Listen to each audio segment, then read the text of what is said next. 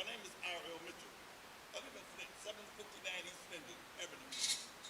And for the record, Madam Chair, the prosecutor, David Lawson, I was talking. David Lawson gonna get ready to deal with Peter Bay at the Early Hospital on the Early Hospital board because the people in Flint are getting treated real badly lately, starting with Real Press, NAACP, and to let the people know at the Early Hospital, you're going to get dealt with from David Lawson. And you already, the prosecutor and being scared to deal with these so-called, whatever it is at Early Hospital, don't want the black hands on the white babies and stuff, and everybody scared to address it, but the people in the other 50 states, they know all about Flint. They think Flint ain't going to deal with it because, but that's what I want to let you know. And another thing about the public speaking. Last week, I was speaking up here, and then time I got through, and another person came behind me talking about Dr. Hurley Hospital stuff that people get away with. And then you got up and walked out. And I think you want to deal with the federal court down, the court down, lady, Miss Priestley, you and the school teacher, and them people's supposed to have been dealt with 15 years ago, because they got me over in Vietnam, but they don't know how I got back in the United States. They checked me, and they're gonna get really checked this time, and they better give me some money for that too. And that's what, yeah, get that on the record. Got that, you know what the federal code behind Montgomery Ward, the big old brown beige building.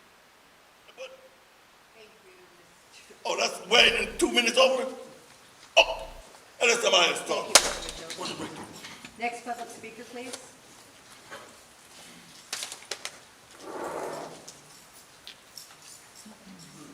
Right over there. Oh, I'm trying to get that for his face.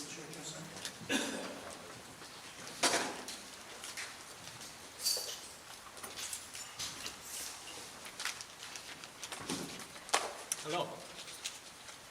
My name is Doug Matthews. I'm a resident of the 7th Ward. With a background in social work, law, and political economy, I'm here to discuss the relevance of critical race theory to Flint's governance. I graduated from Harvard Law over 30 years ago.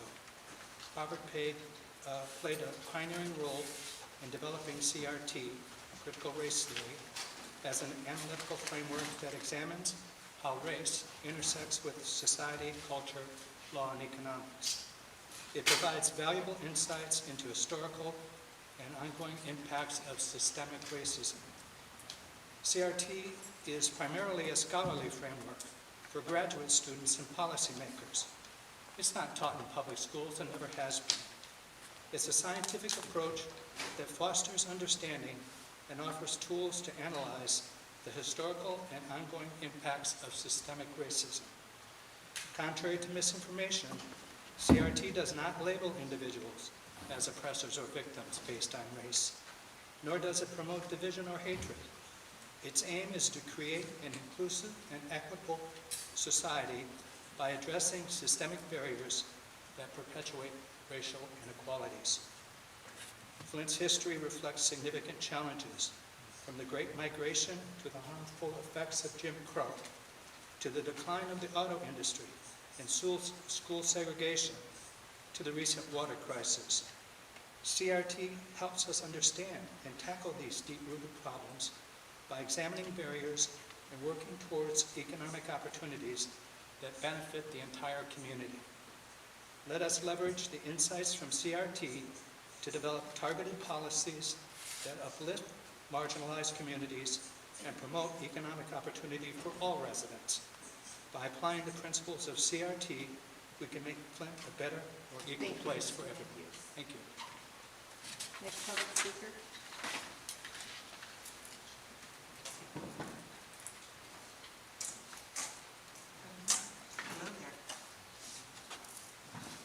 My name is Claire McClinton, resident of Flint, Michigan. And in the words of Fannie Lou Hamer, we're tired of being sick and tired. Amen.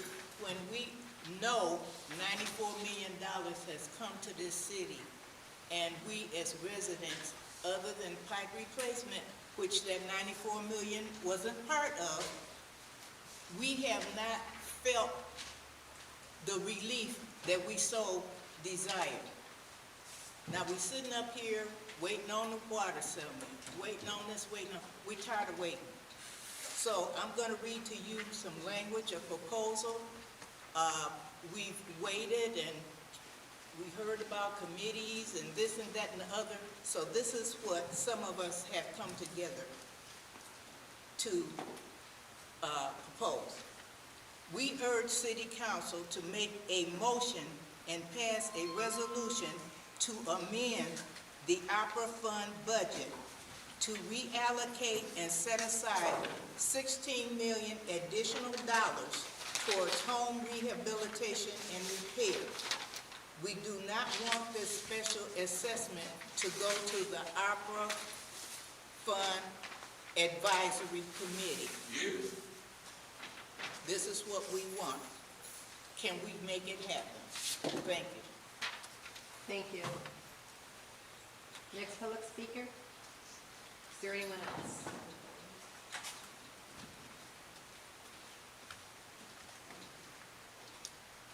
Hello, my name is Keyshawn Wade. I live in Ward 7. And I would also like to make this a request of the City Council. We request the Flint City Council to make a motion to pass a resolution to amend the ARPA funds budget to reallocate and set aside $16 million additional dollars towards home rehabilitation and repair. We do not want this special assessment to go to the ARPA Advisory Committee. I'm a student. I study Urban and Regional Studies at Cornell University. I'm from Flint. I graduated from Flint Southwestern in 2019. And it's imperative that we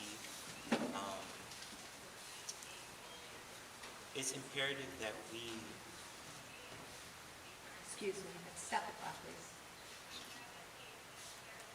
Whoever's phone is playing, please turn that off so that the sound. Oh, okay. We can hear it all the way in here. Thank you. Go ahead, I'm sorry. It's imperative that we, as a city, are investing in our housing inventory and housing stock. We know that you, as a council, have already set aside $5 million to address this issue. However, we all know, sitting in this room, that the issue is much larger than what $5 million can do. So we, as a community, would like to see the $16 million be added to that 5. Thank you for your time. Thank you.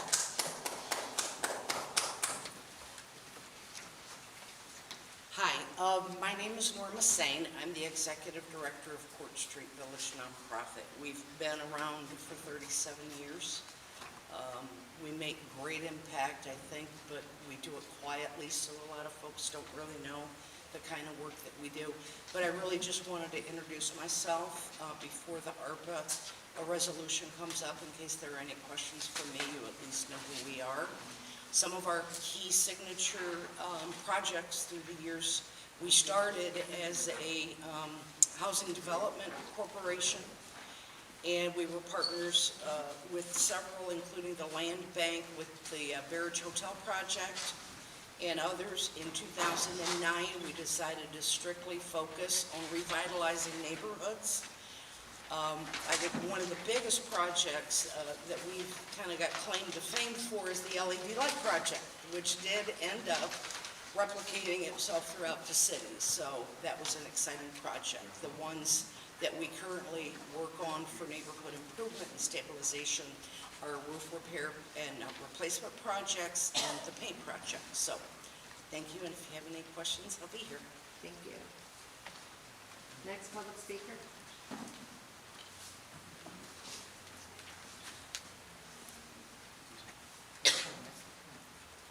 My name is Gina Lester. I live in the 8th Ward.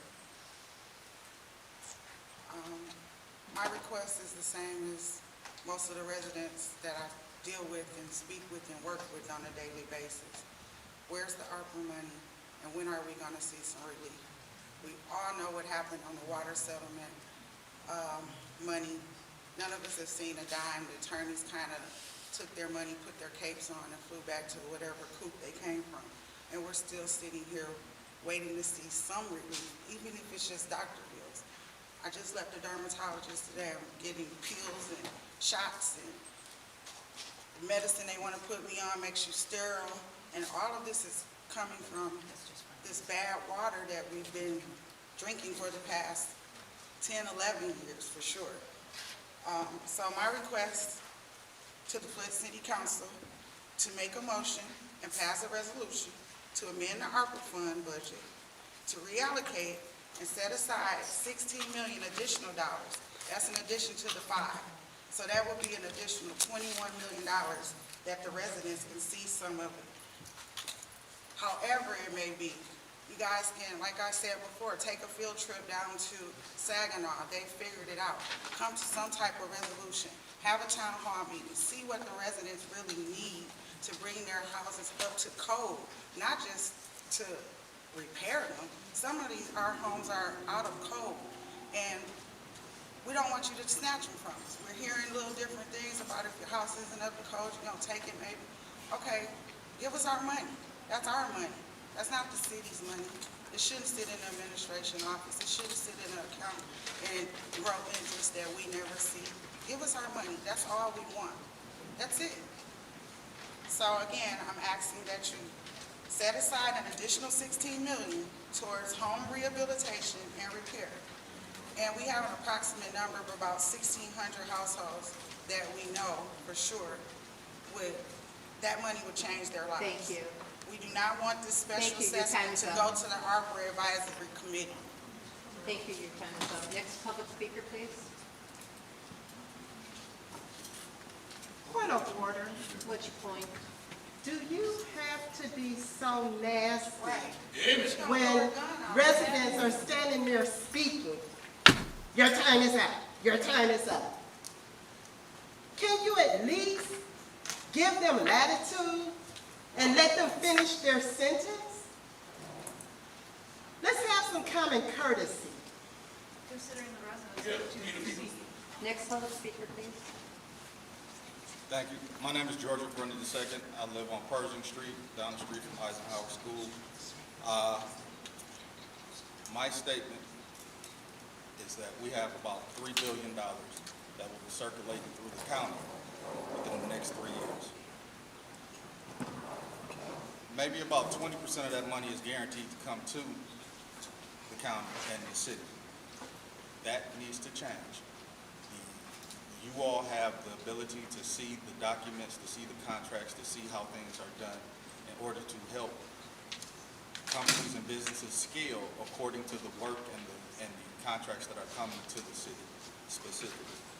We have the $47 million when it comes to the ARPA funds in the blight elimination with land bank. There's $173 million in other places, and then the 300 and the 300 and the 500 million with the expressways that are coming. That's just now. So the whole thing that I'm speaking of is those residents and company and business owners that have the certifications, the qualifications, and everything that they need in order to bid on these jobs, to be able to compete. They should be the ones that are able to get the brunt of the work. And if not, we should figure out how to emulate what a city like Detroit does and make sure that whoever does get the prime contracts is guaranteeing that there's 20% plus of people from that community that are working in that community. That's it. Thank you. Next public speaker. How y'all doing? My name is Richard Jones, and I'm kind of upset with y'all because this was the first time that y'all could actually spend some money without having to go through loops. All y'all had to do was write a resolution up. Y'all could have wrote a poor excuse. It's a good excuse, but it's a poor excuse. I'm not going to write a resolution up, and I'm just being hypothetically speaking when I say this. I'm not going to write a resolution up to propose that we give $16 million towards these communities or these residents' requests, because Quincy Murphy and Liddell Lewis ain't gonna vote for it. I say, y'all start writing the resolutions, and let them not vote for it, just like Eric Mays did when he wrote the resolution to pay the city employees additional $5,000 with this Harper funds.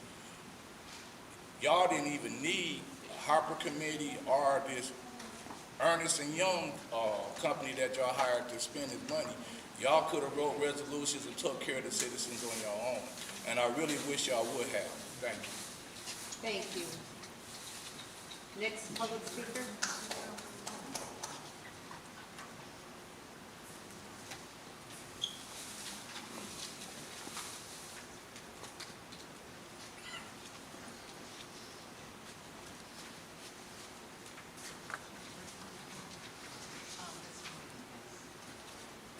My name is John Lewis, for the board. I was just wondering, is this opera money a diversion just to keep us from thinking about our water money? Because we haven't received none of that, and the lawyers have received money. And normally, any case I've been on, my lawyer got paid. I got paid within 30 days of him getting paid. So the water money lawyers were supposed to be representing us. Y'all supposed to be over it, I guess, have some kind of information. How come no resident, or if they have, how come we don't know the residents have been paid for the water? So how can we expect to get opera money funds if we ain't got the water money? Y'all can vote and then just let the money float and go away, or sweep it under the bush like this water still going? That's all. Thank you. Any other public speakers?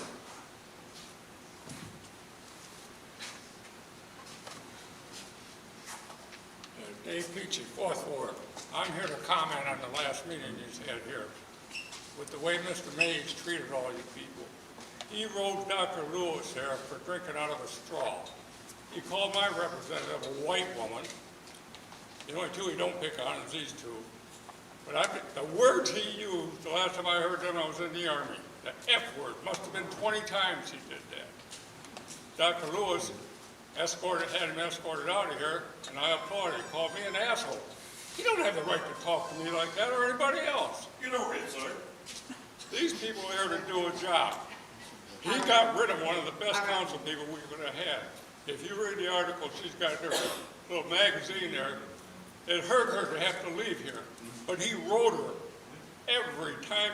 Anybody who's in charge or does something he don't like, he bullies them until they leave. And that's sad. And look at him now, he's smiling now, he's happy. That's about all I got to say. Thank you. You keep coming back, sir. All right, please. Next public speaker, please.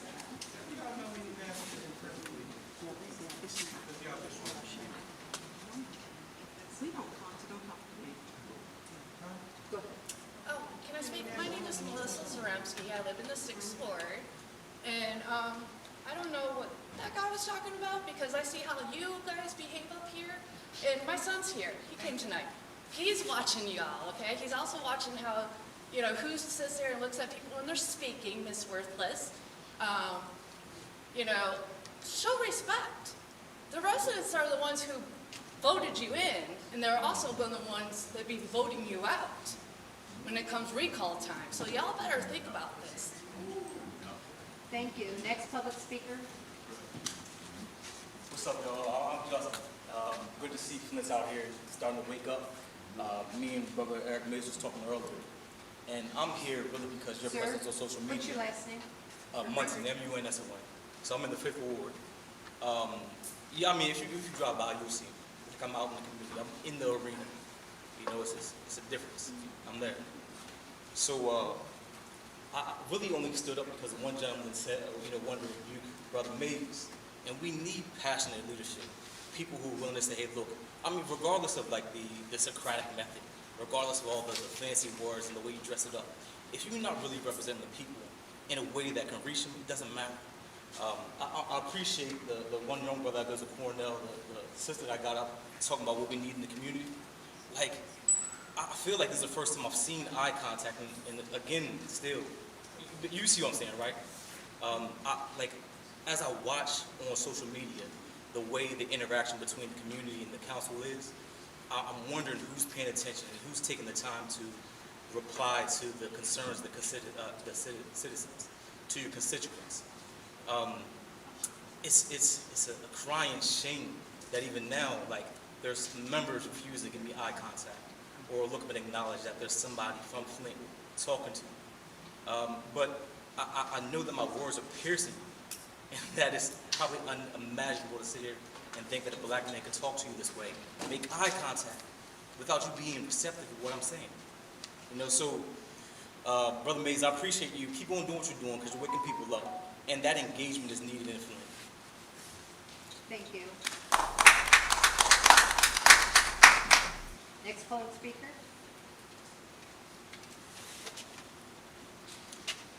Good evening. My name is Dion Freeman. I live in the First Ward. I'm here today in support of a group of people who would like to see some money being moved forward for the city. We request that the City of Flint Council to make a motion and pass a resolution to amend the ARPA funds budget to reallocate and set aside $16 million additional dollars towards home improvement, rehabilitation, and repair. Approximately 1,600 households will be affected.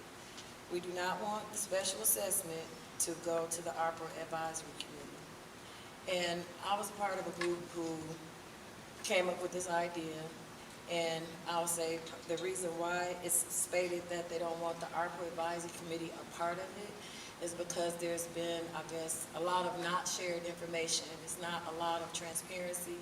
So, you know, I don't know how that could turn out, but the whole thing, the first thing is get the money set aside so that we can utilize it in a more effective way to help the residents. I think that's all I got to say today. I hope that the meeting goes well and we treat each other with kindness and we don't have to like, love, or hate each other. Let's just move forward to get some things done for the people in the city. Thank you. Next public speaker. Any other public speakers? Seeing no movement, council response. Council will have 2 minutes to respond to the public speakers. Would anyone like to address the public? Madam Chair, I guess I'll go first. Go ahead, Ms. Whitaker Carter. First, I would like to thank all of the public speakers. Thank you for your insight. Thank you for bringing forth your concerns, your opinions. Thank you for being engaged in the process.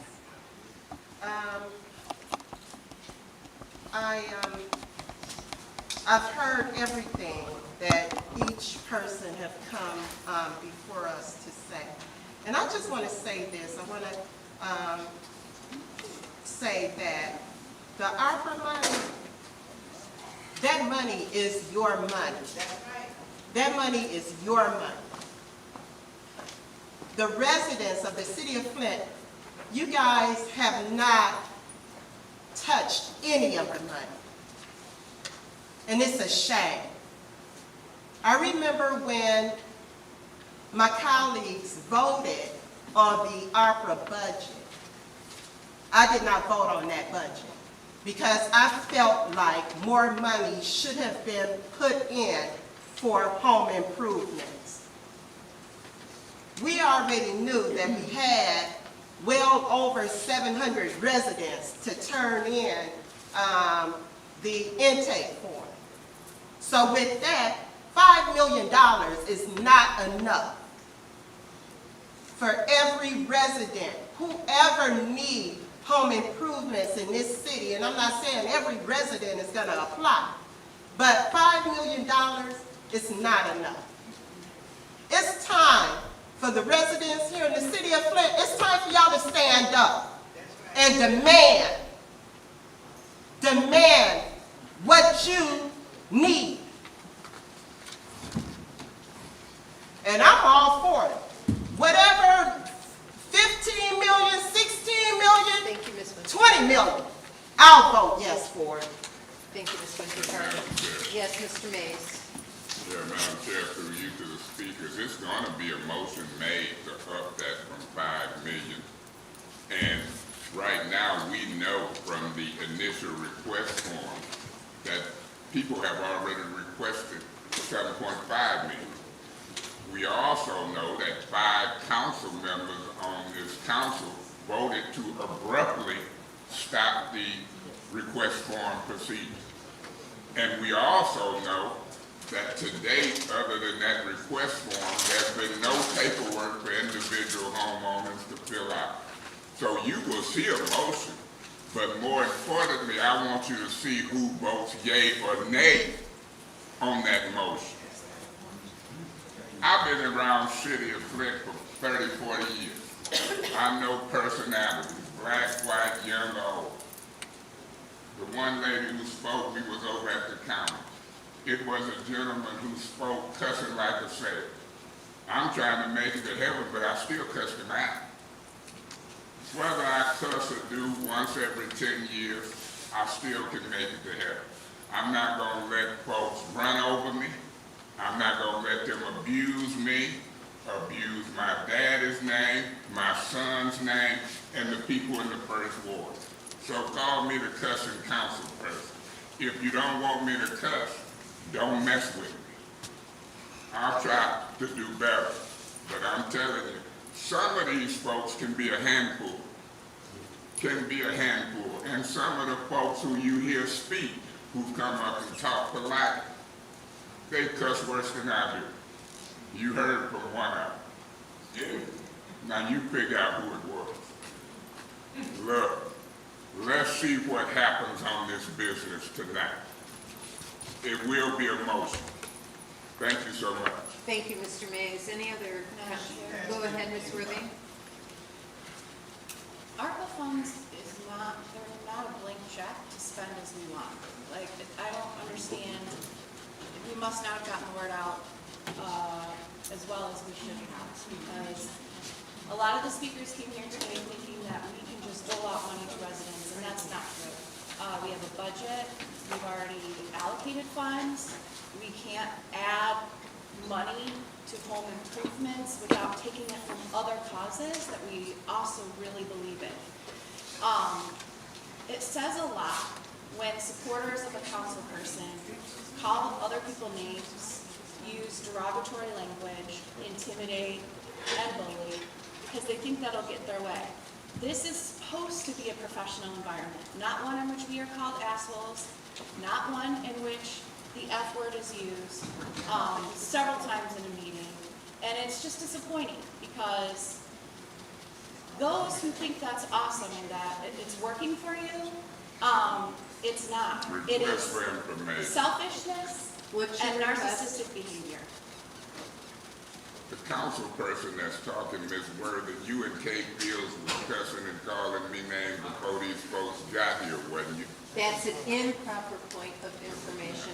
Yes, it is. Go ahead, Ms. Worthing. You know, we've all had our moments because of you, basically. So no one's perfect, but the behavior is uncalled for, and it's just sickening to me that people support it. And they come up here and act like that behavior is something we should entertain here or at a national level, which we have before. I'm against it no matter if you're Republican, Democrat, God-fearing or not. Class is class. And you lack it. And those who support that lack that as well. Thank you. Thank you, Ms. Worthing. Anyone else like to address the public? Madam Chair, Go ahead. I'm gonna set the record straight, because when we talk about class, you first have to exhibit it. And the council person in the 9th Ward has called me a narcissistic asshole, unwarranted, and she uses that language all the time. I am not a you people. I am Councilwoman Tanya Burns. I'm very respectful to anyone who I speak with also. So when you refer to my race as you people, you're classifying me, but then when you want to be neutral, you want to be neutral. It's not that way. So when we talk about leading by example, don't be a hypocrite, and it begins with you. I mean, talk about being bullied. I had a council person stand up and entice me to fight. She wanted to fight. Stood up with it. She became TikTok famous. I stayed in my seat. And then I got warned for staying in my seat and being calm and being threatened. Because if I had have gotten out of my seat, it would have been a problem. So we talk about what we want and then we do exactly the opposite. Check your behavior first. We want it to be better. We're here for the residents. ARPA funds in this process has not been transparent. This money is not our money. It's not our money. Thank you to the Lento Law Group who took up the case today and filed in court to make sure that there is fair and this process is equitable. Because without them, we were hitting a stone wall. This is not our money. I'm here for the residents. I don't even care if some people don't like it. I'll tell you this, my 6th Ward residents, and some are in here, they told me to fight, Tanya Burns. Make sure you get what's owed to us. And it's not charity. It's what the Department of Treasury did. Every other community has given the money out. Saginaw's in their 3rd phase. We don't even have an application process. We're behind the gun. And in 19 months, our ad hoc committee has not had one meeting, nor have they came to one meeting to update the public. And they told me, Google your person or Facebook them if you want to know who they are. That's not the process. Thank you, Ms. Burns. Any other person like to address the public? Yes. Go ahead, Mr. Thank you. First, I want to address the issue of my colleague cussing at the last meeting. Now, on the Wednesday committee meeting, they thought I said a cuss word. They thought I said a cuss word. Not cuss words, a cuss word. They thought they heard me cuss. And they go, oh my God. And I didn't cuss. But my colleague in the 1st ward was cussing up a storm. And I waited to see was my colleagues who thought I said a cuss word was going to say something. But they didn't. So it's 2 sets of rules that take place. It's okay for him to do it, but if we do it... Request for information. What's your request? To the speaker, do you realize he was on his way out of the council meeting? That's improper. No, it's not. Point of order. What's your point? Madam Chair, it's starting early. Those are proper requests for information to the speaker. For you and even Ms. Liddell Lewis, who's sitting next to me, ain't cheering. She telling you, because I hear her, that's improper. You said it for me. You said it for Ms. Winfrey Carter. In fact, those points of information to a speaker are proper. The speaker don't have to answer it, but it's proper, and I wish, my point of order is you would quit doing that. That's improper. Go ahead. If the shoe fit where, whoever, to whom it may concern when it comes down to my colleagues, and this is to your point that you think he should continue to deliver however he want to deliver. But if it go both ways, it's not going to be good. So I would defuse the situation, and I'm not going to go there because I know what the attempt is. The attempt is to get me or one of us to get out of character, and that ain't what I got elected to do. On the other note, with the $16 million for the home improvement for the ARPA dollars, I would like to see funding leverage where if we put $5 million in, maybe we can go and look for additional funds like when we did the demolition and we put 16 million, there were matching dollars from the Mott Foundation, from the county, from the land bank, so all of those dollars came together. I would like to see a package put together like that to support the owner rehab program. And then I also need to figure out. Thank you, Mr. Murphy. Okay, I'll wait until we talk about that resolution.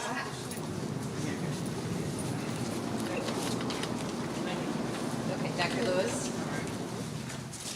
You know, when we sit here, we have to call a fair game. We have to call a fair game. Last meeting was very sad. It was sad because our representative in the 1st ward went haywire with profanity, violating other council rules. For one, you can't be argumentative with the audience members. So calling the gentleman in the audience an a-hole was in violation. Next, going off in such an unprofessional way towards your colleagues, calling them all kind of a-holes and dropping all kind of F-bomb, that is not senior councilman-like. And if anyone should know that, our colleagues should know that. And so we have to hold ourselves to a higher standard. If that kind of behavior is what you desire, clearly I'm on the wrong council. Because the people across the world, across the nation, I'll just leave the nation, if their council person act in such in this nature, or if they even follow their council person and they act in this nature, a recall will definitely be underway. So we must demand better. And if we demand better, maybe we get better. But if the first ward is satisfied with this behavior, this is what the first ward will continue to receive. However, as we continue to be fair, we must realize that it is not your interpretation of the story or anyone's interpretation. It's what really happened. That incident between Ms. Burns and Ms. Worthing, that was a two-way offense.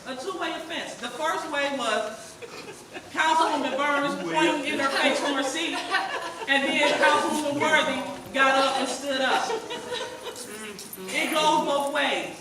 So let's not try Who was that? That's the lady back there in the turquoise. Okay. I need my time back. Yep, you get your time back. She was, point of information, she was on 8 minutes before then, and she misquotes information about me. But I'll check her later. You have 7 more seconds. Not a problem. This isn't a place where you come to check people. It's a place where you come to get work done. And so if my colleagues want to proceed. Thank you. Not a problem. So I'll take 2 minutes. For those who want 16.1 additional dollars, I'm all for it. Tell me where you want the money to come from. Because there's other programs that are very valuable to this city. There's education, job training for our youth. They're our future. There's money there. Are you going to take it away from the youth? Are you going to take it from, Point of order. yes, Can we remind the audience that they're not allowed to speak? Yes. Yes, please remember that you are to be quiet, please. Thank you very much. We do have a disorderly person's conduct ordinance that we will follow. So there are other options. There are places that, excuse me.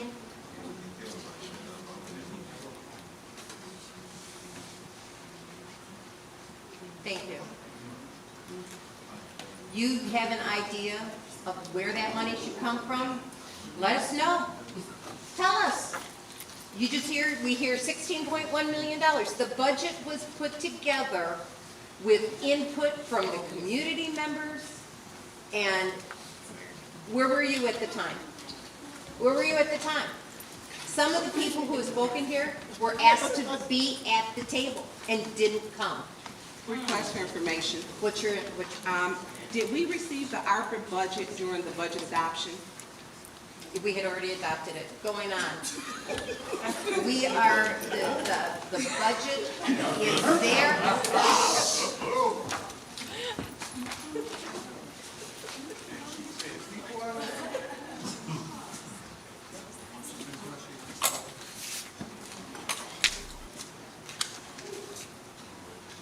You know, I can see that this crowd is just this type of person who enjoys the conflict that happens up here. And what is your point? Let's not antagonate the crowd. You and Ms. Lewis just talked about being argumentative with the crowd. Y'all chastised me for saying something to a man who was cussing one man. Now you got close to 40, 50, 100 people and you being argumentative with them. My point of order is you got to have thicker skin. People can clap, they can smile, they can laugh. Thank you, Mr. Mays. That's improper point. Not improper. Anyways, because you come to us with where you want the money to come from. The fact is that the money is mostly gone. 8.6 million went to water credits. 8.6 million that I wanted to go to home improvement. That money's gone. Can't be come back. Thank you very much. Going on. Can I have a motion to approve the consent agenda? Is there support? Support. It's been moved and properly seconded to approve the consent agenda. Are there any separations? Mr. Mays. Yeah, I have separations. The first one I want to separate, because it's going to be a motion made, is 230226. That's the award of ARPA funds for homeowners assistance. I want that separated, because I heard somebody say they've been championing that. I've been arguing about that for 4, 5, 6 months. I'll give everybody credit. Let's try to get it done. So I want that separated. Any others? The other separations that I want would be found on page 4. On page 4, I see, I'm going to go back to page 3.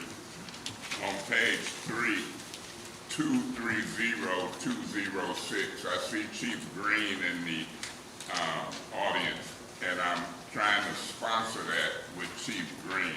It's a weekend patrol to be proactive on policing to try to help save some lives. I want that separated as well. So those are 2 that I want separated. And then I want 230211, $125,000 for speed humps. I want it separated because that's a game. It costs millions to put speed humps in Flint. I want that separated. Okay, any other oh, sorry. And then I've seen a couple change orders. Those change orders, change order number 5230208 for Row Incorporated. I want that separated. And I want change order number 230209 Western Electrical Services of some sort separated.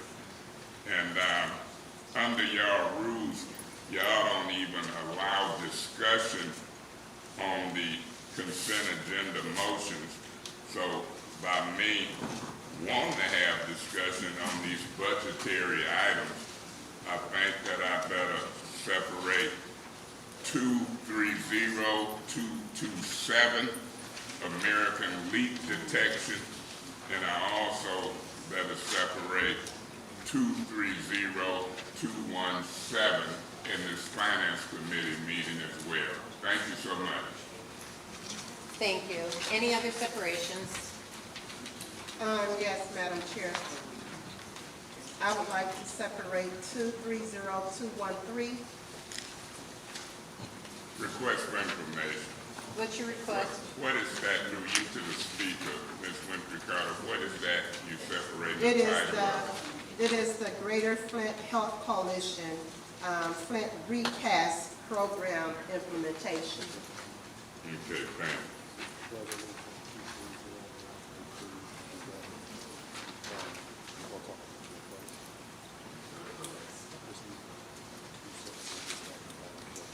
I didn't separate that. No. Any other separations? You didn't separate, hold on. So resolution 230183, I thought you, Point of order, Madam Chair. What's your point? I didn't hear the chair say, Mr. Murphy, you got the floor. Mr. And you being a stickler on us for following rules, so can y'all please follow with your buddies as well? Go ahead, Mr. Murphy. Was there any other separations? I guess I'm gonna separate the 230183 because I thought that you guys did something with that, and you at the beginning of the meeting, did you separate it? No. When, Councilman Mays objected. This is a point of information to me? Yes. Okay. 230232 is a special order to discuss resolution 230183, and I wanted to move that up in front of the resolution so that we could just have that special order before we discuss the resolution. So are we discussing that first? Prior to- No, it's where it is in the agenda. It's still at the end of the agenda. Okay. Well, yeah, let me go and separate that then, so we can discuss that. Any other separations? Request for information. What was just separated by Mr. Murphy? He said that. I wanna know the number of it. 230183. Beg your pardon? 230183. What page is it on? Page 2. And what is the subject matter? It is the recycling contract amendment for priority waste. Okay, thank you. Any other separations? Seeing none, I'd call for the roll call vote for the master resolution. Point of order.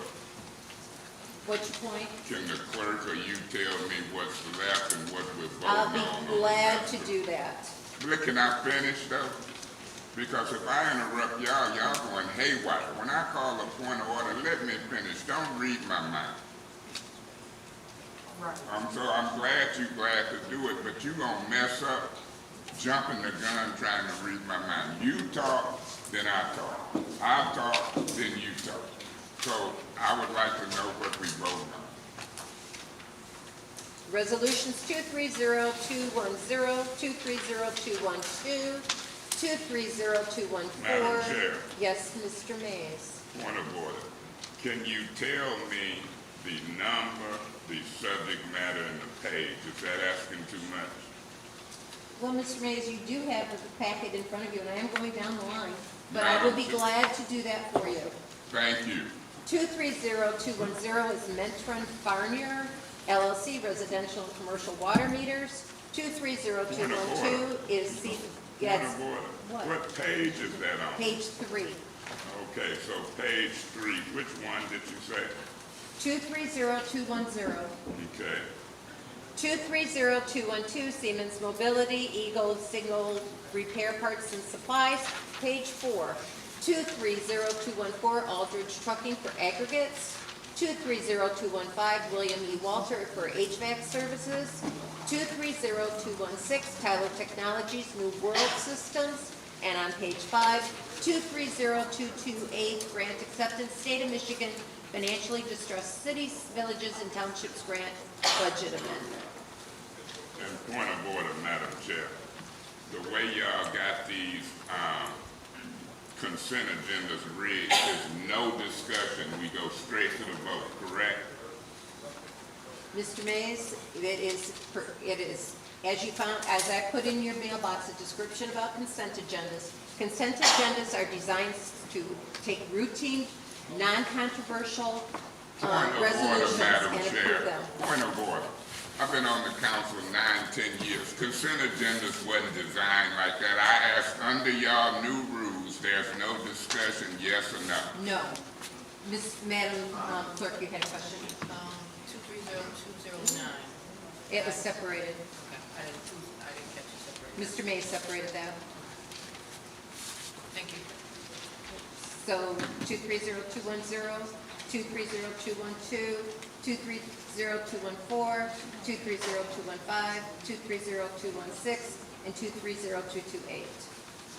That is the consent agenda. Agreed? Okay. Roll call, please. Mr. Mays. I abstain for the reasons that the rules has changed. It don't allow no discussion, and I'm just getting the agenda 5 minutes before the meeting. So for those reasons, I abstain. Ms. Lewis. Yes. Mr. Murphy. Yes. Ms. Priestley. Yes. Ms. Winfrey Carter. Yes. Ms. Burns. Yes. Mr. Pfeiffer is absent. Mrs. Worthing is not in.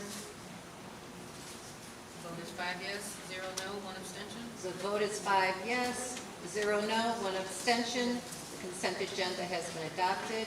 Resolution 230183 was separated by Mr. Murphy. do you want to make a motion? Yes, I would like to make a motion to, no, I really don't want to make a motion, but I will. I'll make the resolution, move 230183 to council. Is there support? Support. It's been moved and properly seconded to move 230183 to council. Is there any discussion? Madam Chair. Yes. Mr. Mays, yes. Madam Chair, you know, the reason folks is hemming and hawing and don't know what to do is because of these goofy rules. You wanted to have a special order relevant to this, but y'all rules make Mr. Murphy and others believe they got to make a certain motion. We didn't used to have to do that. You discuss the business, you find out what you do, then you make the motion. So guess what I'm gonna do to try to help y'all while y'all talk to each other. It ain't spreading me. I'm gonna help you out. I'm gonna make an amendment to the motion.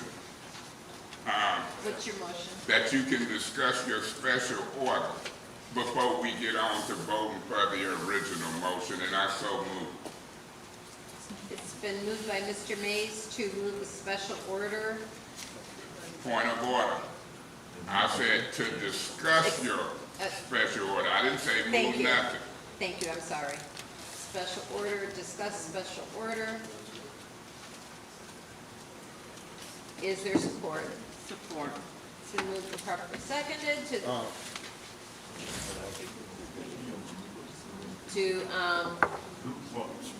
have the discussion regarding the special order on resolution, during this discussion.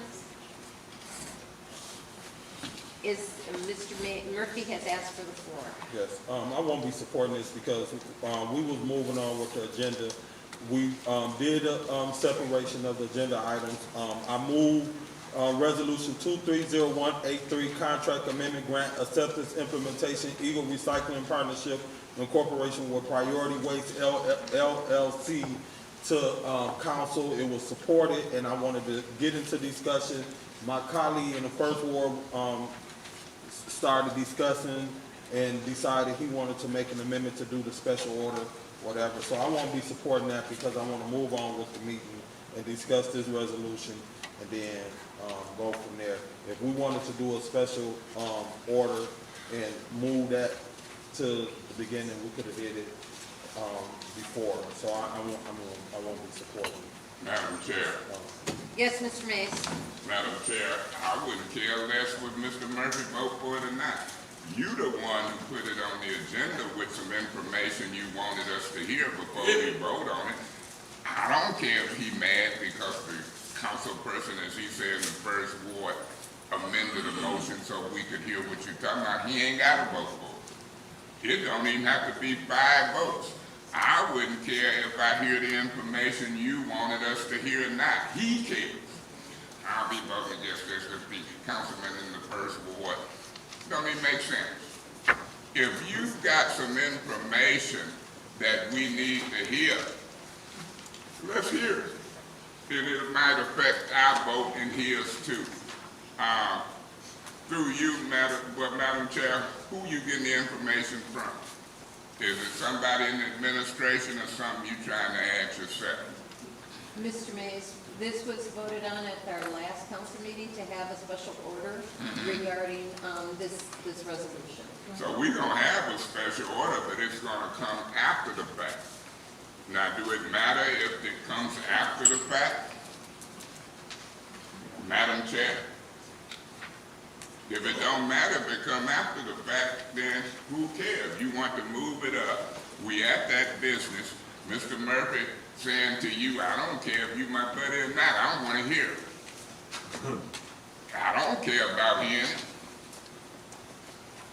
And he probably upset because he didn't get creative and come up with it, and you didn't either. So that's the way I look at it. That's the way it is. I'll see who votes to hear what you have to say, Madam Chair. Will it be Liddell Lewis? Eva Worthing, Mays, Winfrey Carter, Burns. That's the landscape. And I wouldn't care if I propose any way of doing business and y'all don't go with it. That's gonna be on y'all. And then you wonder why folks can't get along. God bless the residents of the city of Flint. Any other discussion? Madam Chair. Go ahead, Ms. Burns. This is a good opportunity when Councilman Mays did put it back on, because you did not get a second to have it discussed. And I see, well, he was right back there, priority trash. I see that they're here. And so we needed to talk about that, and if it was on here, you didn't get a second. And it doesn't, to me, don't pay attention who made it, who's the maker of the motion, but let's get the business taken care of, because obviously, with you being the finance chair, it was important. So, and I know residents had questions about the trash, the recycling, and I know that Councilman Pfeiffer is in here, he had some questions. And I thought that the gentleman has gone. Yeah, if we need to have questions, I mean, we need to work together, because this has come back up. And I think the priority, they were here till like 12-something at night, and Heather Griffin is here. So through you two, you're here for this, right? Yeah, the rest of her too. Yeah, I know he just walked back, okay. So this would be, I think we need to discuss it to figure out, I know is there an extension on this? Because I think time was of the essence before. I can't hear you. Are Through you Madam asking, Chair, are I you said asking you the question? Yep, to Heather Griffin. Go ahead, Ms. Where the timeline falls is on the resin. We have a donation for the resin that makes the carts. If we don't accept it at a certain time, which is within this fiscal year, calendar year, then none of this will go. We won't have enough funds to do it. And I think that's when our last meeting, that it was time was of the essence, and that we needed more time to talk about it before we killed it in council. I think that's kind of like where we were at. So, if my colleagues can set aside who we don't like up here and do the work, because we've got the people here to do the work, to finally figure this out, if it's something we're going to pass. I would urge my colleagues, if we can do that, because we were here very late the last time, and I see they're back, so we can figure out, I mean, I almost thought it was so hazy at that point. I really don't even remember everything. And I'm being honest, but one of the questions was, were the taxes going to, God bless you, was there going to be a cost increase to the residents? And that's where there wasn't clarity needed to be provided. And then was there, I think, an extension of the contract for priority waste.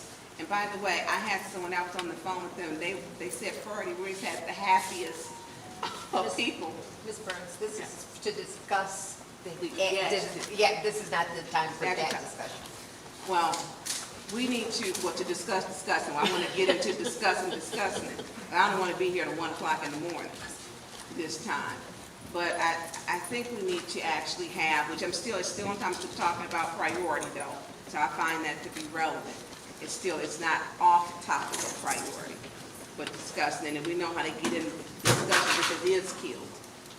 So I'm hoping that we can. In priority, I heard you had some of the happiest trash engineers that they were, and someone videotaped them. So, I mean, and it was hot out there. So I think we need to go ahead and get this done to figure this out, because there were a lot of unanswered questions, so that we don't lose that grant money. Thank you, Madam Chair. Is there any other discussion on having this, was it Ms. Worthy, did I hear you? So I was walking up here after going to the restroom, so I just want to make this clear. We have a special order, right? And then someone made a motion to have a discussion about having the special order. Okay, that's all I needed to know. Thank you. Any other discussion on this motion? I will have Micah say, I wasn't necessarily, we have 2 rounds of 5 minutes during our discussion on the resolution. And I feel that that's what we should do, and if we want to add an additional round, we can do so. So I am going to vote no on this. Is that it? I guess we're going to do a roll call on this motion. Madam Chair, Mr. Mays? is it 2 rounds on the No. amended motion, or y'all rules got 1 round? It's 1 round. Okay. Thank you. Ms. Lewis? No. Mr. Murphy? No. Ms. Priestley? No. Ms. Winfrey Carter? Yes. Ms. Burns? Yes. Ms. Worthing? No. Mr. Mays? I abstain so I can state the reason that it's foolish for them not to have the discussion that was requested. That's just how they roll. And so for those reasons, I abstain. Vote is 2 yes, 4 no, 1 abstention. The vote is 2 yes, 1 no, 1 abstention. That motion fails. Sorry. Sorry. 2 yes, 4 no. 2 yes, 4 no, 1 abstention. Thank you. That motion failed. Going, Mr. Murphy, I believe you wanted to discuss. Go ahead. Point of order. What's your point, Mr. Mays? Did Mr. Murphy have the floor and made the motion? And if so, that don't count in the first round. So if his don't count, that means I still got first round privileges. How does that work? That was your first round. So why was it at his first round? Mr. Mays would like me to finish, No, okay. but I will allow you to speak in the first round. Go ahead, Mr. Thanks for Murphy. allowing. Thank you. Thank you. I requested a referral to Clyde Edwards. Is he here? Is Clyde here? What I wanted to know was, is there a possibility that the special assessment for garbage will increase? I was waiting to get a response from that information, and will accepting this grant affect any kind of special increase in special assessment for garbage for the residents? At this point in time, I don't know what that impact would be. So one of the concerns that I have with accepting this grant is, on one end, we accepting the grant, but on another end, it's a possibility that the residents will see an increase in their taxes on the special assessment for garbage. So while it looked good on paper to accept this grant to get some garbage cans for all of the residents in the city of Flint, that looks good, sounds good, and the optic look good. But then on the other hand, down the line, 12 months from now, will there be a special increase in the garbage for residents due to us accepting this grant, or possibly just the services that we are getting from priority waste? Will the residents see an increase? That was my question. That's what I was waiting for, and I think some of my colleagues were asking the same, and you told us you would get back with us. I would say to you this, Councilman Murphy, our financial conditions are always fluid and changing, and with respect to the impact that situation would have, because what we're doing right now is we're accepting a grant. Money's being given to us to provide materials, the canisters at no cost to the residents. The impact that it would have, as you're talking about in terms of increased garbage collection, I guess you're talking in terms of the cost of that or the garbage assessment, would be something, that's a forecasting, and that is not something that has been done at this point. There has been no forecasting to make that determination by the finance department or otherwise. When is our contract up with, when is our contract up with Priority? I believe we're in the second year right now, so there's one more year based on the contract that we already have in play. Will us accepting this grant affect that contract? Accepting the grant? Will us accepting this grant to get, will we have to enter into an additional 2-year contract with? I think the provision, what I would say to you, Councilman Murphy, is we've presented, and to all the council people, we've presented a resolution that has put together the conditions of change. I think you need to hear from the people that are positioned to discuss what those changes are at this point. But that's what the resolution is supposed to do. It's supposed to do the modifications or make the alterations or changes based on your voting as to whether you want those conditions that are spelled out in the resolution. Let me ask you this. I put in a request, a referral a couple of months ago to do an assessment to see how much it will cost for us to look at bringing the garbage contract back in-house. Have you guys worked on that? Have y'all did an analysis on that right there to see what that looked like? I think there was some, excuse me, Councilman Murphy, I believe that there was some preliminary discussions that had taken place. That's your time. That's my time, but can he wrap up whatever he was going to say? Point of order, Madam Chair. What's your point, Mr.? I know Mr. Murphy want to change your goofy rules, but it doesn't work that way. You are correct, Mr. Mays. Any other discussion? Yes, go ahead. Thank you. Mr. Edwards, please proceed. Yeah, I would just say that there were no formal conditions discussing that possibility, but I did have some discussions briefly with Arnold Brown, who is in charge of blight operations. We did have some informal discussions, but there's been no formal discussions concerning that aspect. Thank you, Mr. Thank you, Madam Chair. Any other discussion? Madam Chair. Go ahead, Ms. Burns. When we talk about one part was the budget forecasted. Our budget, the finance department gave a 1-year budget. And by the way, Jane, through you, Madam Chair, through Jane, you don't have, that wasn't forecasted out. I know we gave or the administration gave a 1-year budget. And I'm going to say, I believe you are now our CFO. So no, I'm not. I'm still still past acting. your 90 days. I am past the 90, but I'm still I'll acting. wait to hold your congratulations then. I will wait for that. With you, and then probably have the government, because we can get to this. I'm looking at in this, and it states that this contract will be extended through 2028.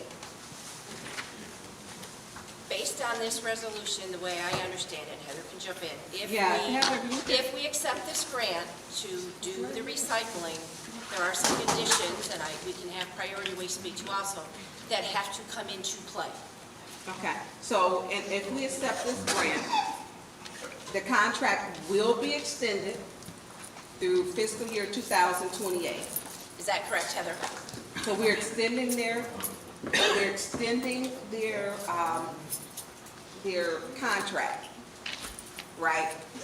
My other question is, are we the only community, I know the Priority, and it's difficult because you guys are everywhere. If you could come up, we got like 3 minutes, and this is, yeah, and I'm sorry.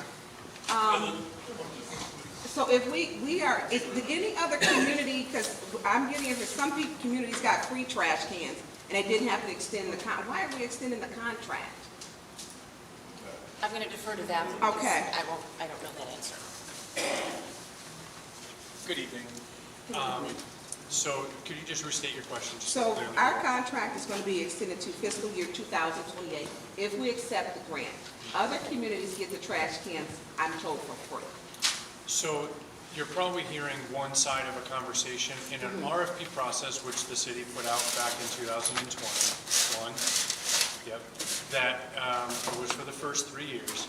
Carts weren't included as a part of it. Now, that would affect pricing because when we bid it, if the city were to have wanted carts at that time, you would see a community be about $1 to $1.75 more for one cart or 2 carts, depending on their service levels and size of community, any restrictions on the cart or design, things of that nature. So they're not necessarily free, they're still paid for, but they're just in the cost of the per unit price. So in our extension, to keep it fair from the previous RFP process, the $16.45 that was agreed to in that 3rd-year term would just extend no increases on our costs to the city for 4 years on top of the 1 year remaining, which is 20 to 30% cheaper than.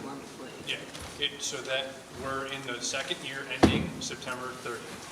October 1st starts the new rate.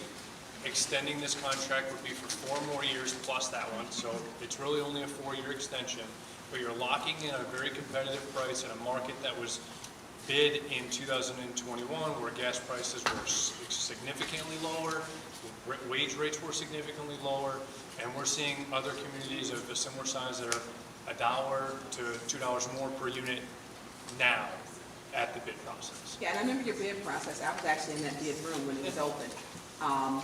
And you guys were not the lowest. You were not the lowest, and they had reasons why they did not take. I think Green GFL was the lowest. So you didn't come in as the lowest, but what you're saying is your quality of service. Residents, and I think that we look at extending you for 4 years, will it be competitive? Predicting gas rates is impossible. I mean, even if you go back to the 70s and they start making smaller cars because of gas, and so I think that when we look at it, we will, if we accept this grant, we're going to extend your contract by 4 years. You were not the lowest contract or trash waste company at the time, although you do have happy people. I mean, and I've seen, even on my street when they come, they hustle, they move. But I think when we look at, extending at this rate, because you weren't the lowest or competitive, and that's what the concerns were. How do we, Heather, wouldn't that be with taxes? That would be with Stacy, not with, Stacy's like, nope. The rate will, if you're asking, the rate will not change for this year because the rate has been set in the budget. Future years would depend on the budget if the rate goes up. Thank you, Ms. Burns. Okay, thank you. That's your time. Thank you. Any other? Can I thank you all? Yes, you can make them. Any other discussion in this first round? Any other discussion? I do have this, I'll take my time then. So the contract is being extended for this resolution for 4 years at only a 3% increase per year, is that correct? No, so let's just say this year, October 1st, 2023 through September 30th in 2024, it's at $16.40. That's the current rate, or $16.45. That's the current rate that's in the contract. We're extending that now out 4 years on top of that at the same rate, $16.45. Then there is an optional, at the city's discretion, 5-year renewal at that point, that would be a 3%. Now, if you look at a traditional waste contract, there's already increases that are included, which we had in our first 3 years. And then we had an additional 2 years on top that were increased. So we're pushing that way down the line. So you're getting a price that was bid in 2021, potentially 2029 at that point. Okay, so so this is not going to increase the city's cost. To us, no. I don't, again, tax purposes, I'm not sure, but I'm not gonna- to us, no, our rate will be So 16.45 your starting. rate's gonna stay the same, and so anything, if we have to increase the waste assessment, that would have had to have happened anyways, regardless. Okay, Stacy or Heather is saying yes, that's true. So that I think clears up a little bit of issue, and talk about happy people. My ward loves you guys, and I always thank them, and they even wait for me if I am late with getting my recycling out. But, so it doesn't cost us additional monies up front. We're just extending your contract. Yes. Thank you, that clarifies my point. Any discussion in the second round? Madam Chair. Oh, excuse me, Mr. Madam Chair. Mr. Mays, let me look, just a second. Let me find, it's too many papers. Go ahead, Mr. Mays, and Ms. Worthing, you're next. I spoke out of turn, I'm sorry. Go ahead, Mr. Mays. I don't know if you spoke out of turn. You asked was any speakers in the first round. Nobody said nothing. You took your turn. Now you went to the second round. Mr. Mays, you did not speak in the first round. You have your time. I know you tried to Thank give me you. an extra opportunity. I didn't take it. I know all of that. I did that on purpose. Because I don't believe you can discuss garbage contracts in 5 minutes. It's too much at stake. When Priority and Green for Life did it, some of y'all wasn't on the council. We had an investigative hearing. We put Neely under oath, and it was a 3 to 9 million difference in the contract. Y'all came and abruptly shut that investigation down. Mike Brown said he was scared for his job. Paperwork had been shredded. I don't even believe you should be mixing these two resolutions together. Through you to the legal department, I already know the answer. A resolution has one subject matter. If the one subject matter is to accept the grant, that's what it should be. If another subject matter is to extend the contract, that's a different resolution. They shouldn't even be combined. So you got folks here that want to put 3 and 5 minute rules to discuss multi-million-dollar business. Ain't been here for about a year. Don't know the history of the garbage contract and evidently proved me wrong. You can't put 2 and 3 subject matters inside one resolution. Either it's accept the grant to get some canisters or whatever, or it's a resolution to extend the garbage contract, not a combined two. That concerns me. That's what the charter says. That's what the law says. This administration and council is tripping me out. Now, I could make a motion to keep this postponed to the next meeting, but I know residents in my ward want bins. I think, Beverly, you was here when they said the bins was free. Then I'm getting a call, they want to charge people $80 for bins. What? Through you to the priority guy. Y'all gave some folks some free bins that you know of? Councilman, so there was an issue, and I believe it was in Ms. Lewis's ward, if I'm correct? I'm talking about in the ward that I know. It's a quick question. See that clock ticking? Do you know whether y'all gave anybody free bins? We are not giving out free bins. Through you, Madam Chair, to Beverly, was your bin free? Okay, so we got conflicting information. That's what I'm saying. I don't want to mix a resolution for giving or getting a grant for bins with extending a garbage contract. And I sure ain't gonna do it in 5 minutes. Y'all can count to 5. 1, 2, 3, 4, 5 if they wanna do it. I watch these council people.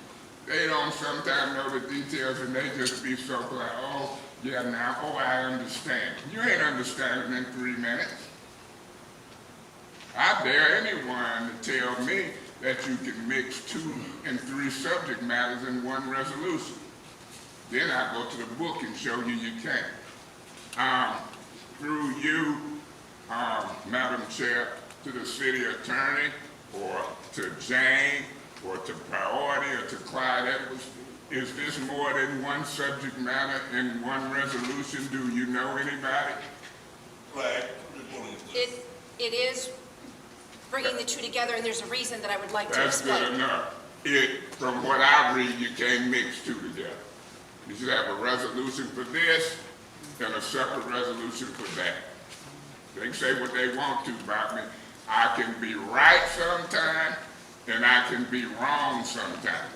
But from 4th grade on through school and college, I wasn't wrong too many times. And so I'm 64, I'm gonna live with that. I'm gonna go with what I know. I'm gonna still try to make it to heaven. And if folks cuss at me, I'm cussing them back out in some cases. Thank you so much. Thank you. Ms. Worthing? You were wanting to address Judy's questions, and I just wanted to give you that. Okay, I just want to clarify a couple points. To Ms. Burns first. I know you pointed out they weren't the lowest bid. I agree they were not, but it's my understanding, and Heather can confirm, at the time this whole contract was bid out, the other contractors could not fulfill the contract needed in the timely manner, so I believe that is why priority was selected. I have no opinion one way or the other, I just wanted to clarify that for you. If you have any other questions? It's not my sorry, time, it's her time. Sorry, but I Yeah. just wanted to clarify that for you. For Mr. Mays, my understanding is the reason that this particular resolution has grant tied to extending a contract, the only ones that can fulfill this opportunity to get the recycle bins was priority. The others could not. Again, I have no opinion, yay or nay, on the situation. Just wanted to explain why these two are tied together. Heather may be able to answer some more questions directly. I just want to make sure you all have the information necessary. Also, I also am a senior council person, and I was here when we had our garbage contract negotiations, and I got complaints all the time, like every day, multiple times a day. I was getting really tired of it, to be honest, because there are other pressing issues, and I was spending it on garbage, which becomes a pressing issue when your sticky garbage is out there in the summer, I will tell you that. I am thrilled with the quality of priority, because I think I got one phone call. I mean, things happen, and that's been, how many years now? Almost 2. And so, if we have to pay more for service that is consistent, then that's what most people do. That's what they do when they hire contractors for their home. You can pay someone, and then they don't get it done, and you're left with an unfinished project, and you paid them less, but now you're gonna have to pay more to fix it. That's how I'm looking at it, and it's with no rates going up, and with all the benefits we're getting, especially with this grant, again, I'm thrilled, because we get more for the same. I don't think we can beat that with any other company. And I promise I don't even know you personally, but in my experience, the service is just so good. And it's not something I want to worry about in the future. So I am really happy with this. I hope my colleagues at least just vote it to council, even if they might not support it. And I just really hope we stick with good service, because we've had this in the news before with contracts not going the way that they should, way back in the Lieber administration. And I don't want to see that again. I want to see transparency, and we have it here. Thank you. Thank you. Madam Chair. Go ahead, Ms. Burns. Thank you. Jane, you don't have to come back. I do remember that I was here Tuesday in the audience, and I kept track. So when we talk about those trash, and we did have Green for Life, our prior waste company was Waste Management. I do like, our current one. I mean, I have a problem with priority, but in all fairness, I'm gonna speak truth. It did take you some get-up time to learn the routes, some things were missed, so it took you about 3 to 6 months to load up, now you got it. Now you have it, and I would be the first to say, you know, how things are now getting done and very receptive when calling. So I think no matter what company, if we extend this to 2028, it doesn't allow us to negotiate a cheaper rate with any other company. So that is my concern with that, over some trash bins. I mean, so that is my concern, that we're locked in with you with your company to 2028, and we're getting trash bins. And you weren't the cheapest. And when we talk about the resolution, per the Flint City Charter, page 28, section 3-302, as Councilman Mays states, section B, it says no ordinance or resolution may contain more than one subject. And that's the Flint City Charter. So we need to start making sure that we follow the charter, because we keep skirting around, and this has got more than one subject matter, and it should not. I get why it's combined together, because it makes sense when you're reading it, that if you know, we're accepting the grant, that we're going to, that their contract will be extended, but the charter doesn't allow for that, and that should have been caught in our legal department before they signed off from that. That should have been signed off, because the charter is clear. We keep making our own interpretations of the charter, just like multi-member body groups, and we need to make sure we start listening or reading the charter. This is very clear, and so there should have been, so it should have come as 2 resolutions, and it is on page 28. So Councilman Mays was absolutely correct. So I don't want people to say, you know, we're talking, we need to make sure, because they're very quick to say, you know, what he doesn't know. This, he is correct. And we don't want to have a charter violation. You know, if it means to come back, replace it on it, put it separate, you know, and, you know, to separate, because you can't put them both on together. And, you know, we got to quit making up the rules. I'm not making up the rules. I followed the chart like a multi-member body, which I questioned it. Let's just do it. Let's just do it right. What's your point? Do you follow the charter when you hold meetings before council people? That's an improper. Thank you. And that meeting was properly posted, and here this person is. It was not a quorum. It was done by the clerk. So it's not that, and this snickerish little mess, I got time for you taking my time, and you barely even here. So when we talk about following that ordinance, I say maybe bring it back, and I know Councilman Pfeiffer had some concerns about it. So I do too. And now that the resolution, which states it's got 2 things, and it's been brought to our, and it is true. You know, none of us should be passing this until it's did correctly. And as a department head, I think that our department head should say, hey, we have to go back and fix this before we present it, because it's not being presented correctly, and it's not being presented in accordance with the Flint City Charter. And all of us took an oath to follow the Flint City Charter, and it's very clear with this. So I'm going to leave that right there, because I wanted to verify that was in there, and it is. So, and Jane, I get what you were saying. We talked about the other trash companies, but it did take priority sometimes. Any company would start, because you guys had to rent trucks. Because I talked to the guys. They had rented trucks here that had rent me, and with the name until you got your trucks that were here. And I had actually, matter of fact, I think we paid for their lunch over at Dom's. We paid for their lunch over at Dom's, because they were very nice and personable. But now your company, you've got it. You've got the routes down. The residents, you know, like their pickup, and when we call, there's a good reception. There's a good rapport that we have.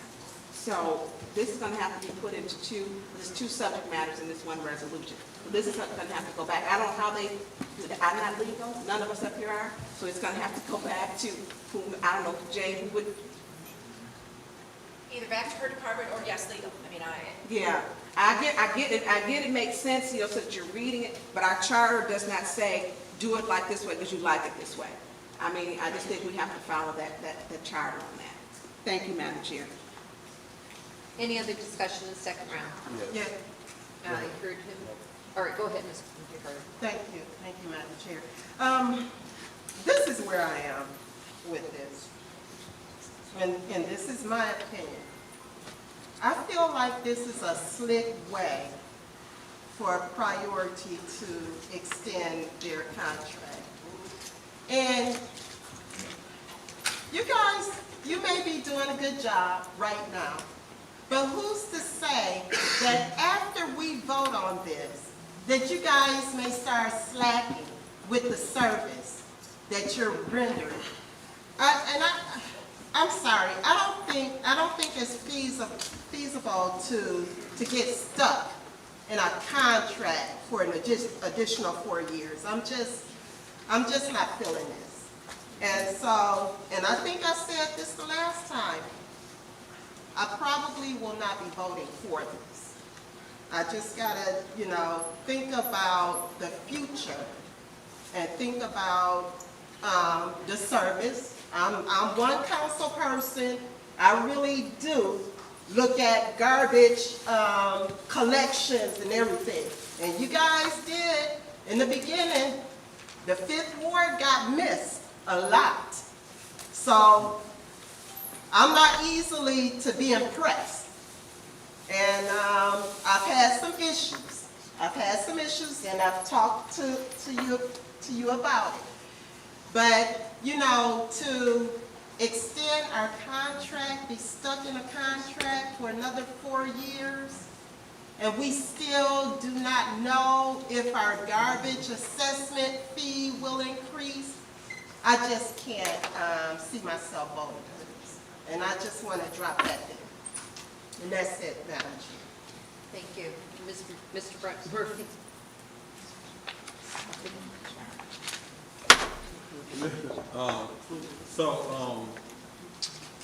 Here's what concerns me, Heather, and Clyde. Some of us came from fighting and protesting the emergency manager coming in and busting up our unions and contracting out. So that's what my mindset was at. I always thought we had ARPA dollars come in, and it was an opportunity for us to purchase our own equipment and bring back the garbage contract in-house. So that's what my thought was at.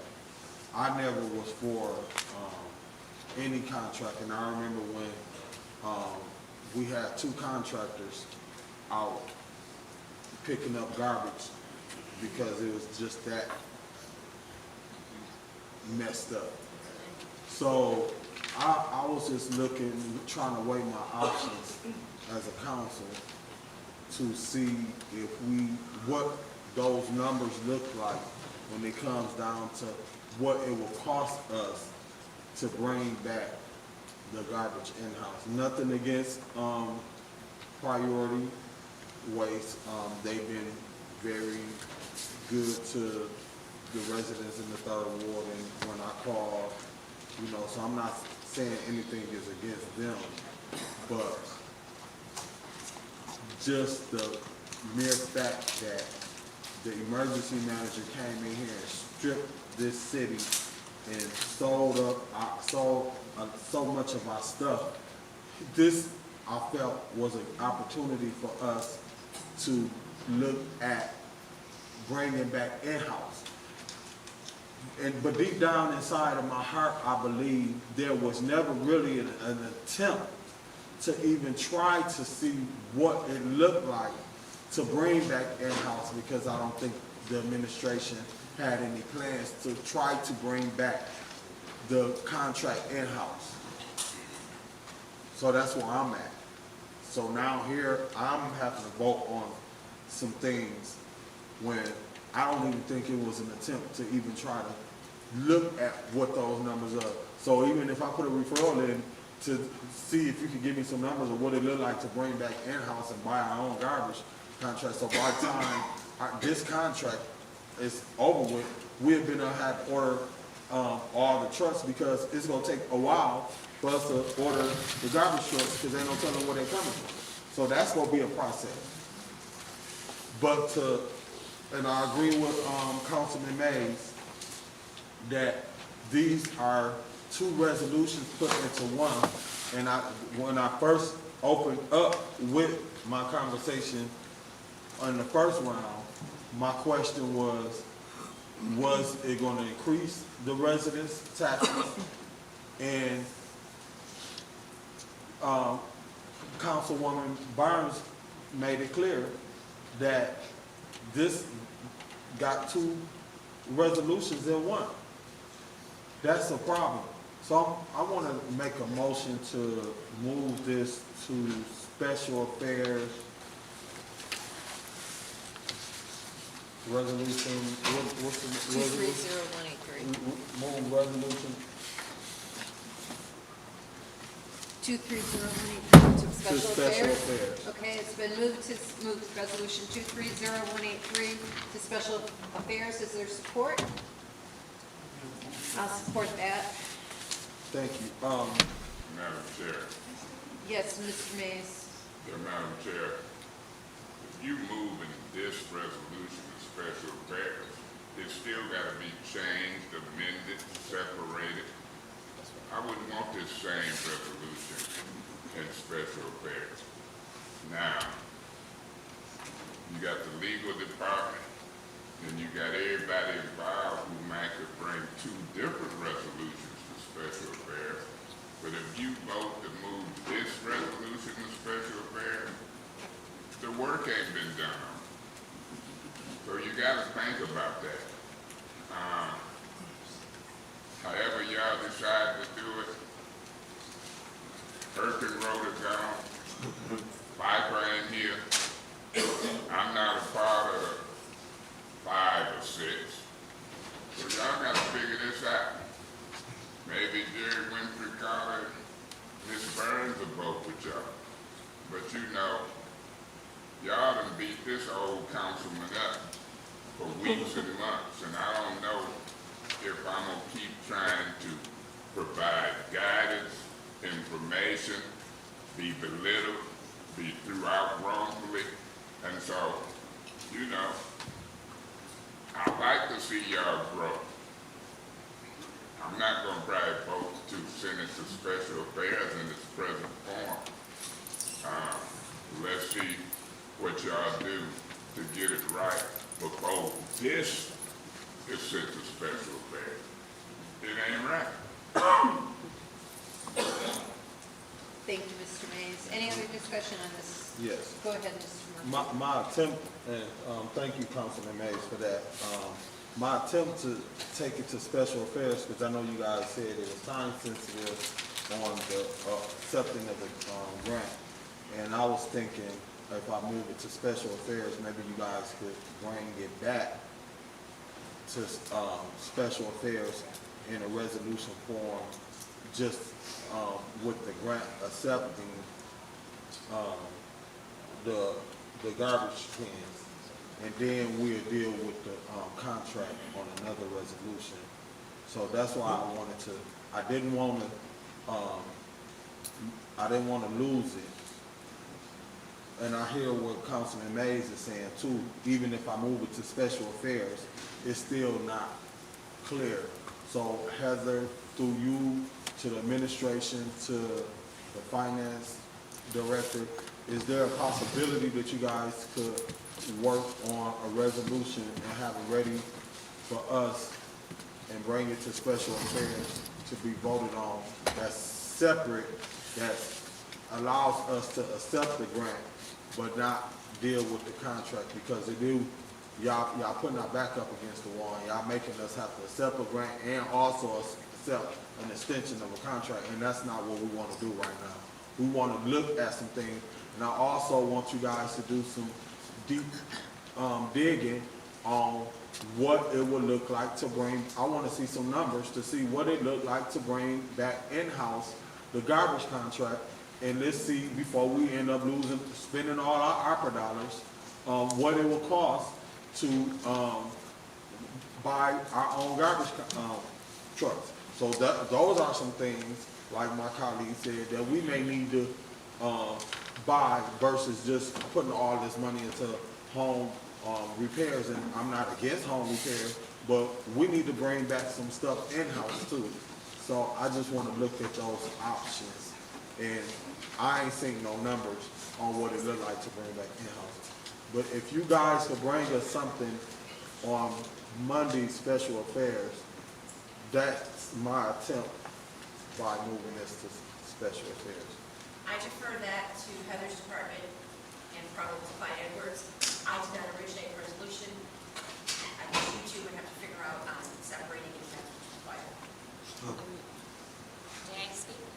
Yeah, you have 20 seconds before somebody else speaks. Go Okay. ahead. So first and foremost, we did bring people in from out of state and across the state here.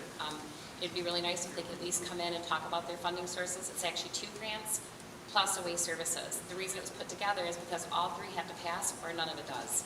So if we want them separated, we can definitely do that, but you have to keep that in mind. It would be contingent on the other ones passing as well. Thank you. Thank you, Ms. Murphy. Any other discussion in this amended motion? Ms. Burns? Thank you. So, Heather, because I know the time stops, so if we redo it, do it according per the charter, which is important. So if we put them all together, so we have to, and in sequence, if we put them all together, so we have to accept the grant, and then Both grants. both grants, so it's just 2 grants. Correct. And so, where does the contract part come in, that we have to accept the contract? The contract comes in because to deploy a program such as this, it doesn't just happen. It's going to take a year and a half probably before the carts are even made. And that's after we put an RFP out to get carts made. And then we have to get the resin by the end of the year, it has to be used, or we lose the resin. If we lose the resin, we can't make the carts. If we don't have enough money with the grant funding to actually take this process forward. So it's all yeah. So we're, cyclical so thing. you're saying, basically, just get a company that we are going to have a long-term commitment with, because it's going to take, how long is it going to take to get these 2 residents? Since we're, I mean, it's not going to take to 2028, I hope. No, the cart, well, first, if I may, I'm sorry. Yeah, you're on my time, yeah. First, when it comes to how they deploy the carts, our idea, and we don't have this set yet, but the idea is that we would probably hire the company who builds the carts to deploy them. And then the priority waste would then manage the carts, the day-to-day run on them. That's one thing. When it comes to the contract itself, in all of our contracts, we have the opportunity to walk away. And that's what we're not talking about. If we get into a situation where we feel it's not working anymore, there's a process to release some of the contract and move to another opportunity. I mean, but we don't talk about that. The idea is, if they come in and prove and show that they're doing what we need to, and we feel comfortable with everything going on, then it's already set in place. We can move forward and keep going. If we find as a body that it doesn't work, we reevaluate the contract. Okay. That answer, so if we, I don't know if we can get it done, because that's a short amount of time to review and then get it legal, to put them in the proper manner according to the charter, to where we could, we're voting on the 2 grants and then the contract. But I think it's going to probably will be special affairs, it's going to make it really long. The special affairs is supposed to be an hour, it's not an hour. Well, and our grantors won't be here. I mean, today is the day.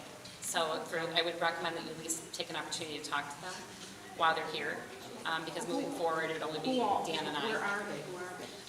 So Rob Taylor is from the Recycling Partnership, and then we have Joff is coming over here from Eagle. And my time is gone. So I'd like to make a motion to extend add a 3rd round of debate for 5 minutes. I support that. Support. Is there any discussion on that? I don't think there is a discussion on that item. I think we just go ahead and vote. Okay. Because we're extending debate. Madam Chair.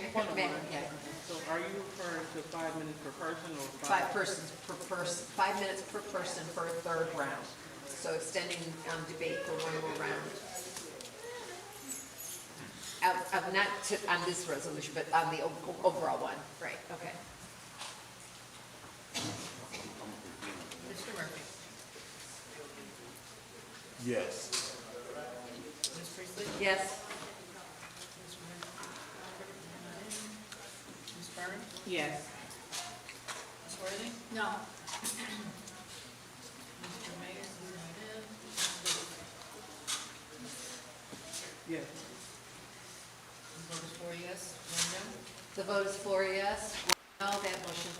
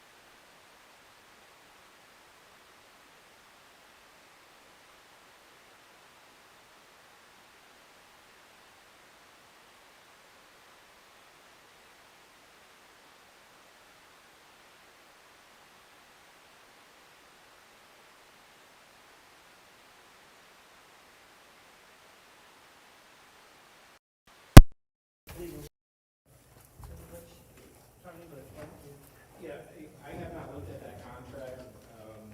I can speak generally that contract terms typically require some clause to terminate, but there can be special contracts where there are options to terminate with 30 days or 60 days notice.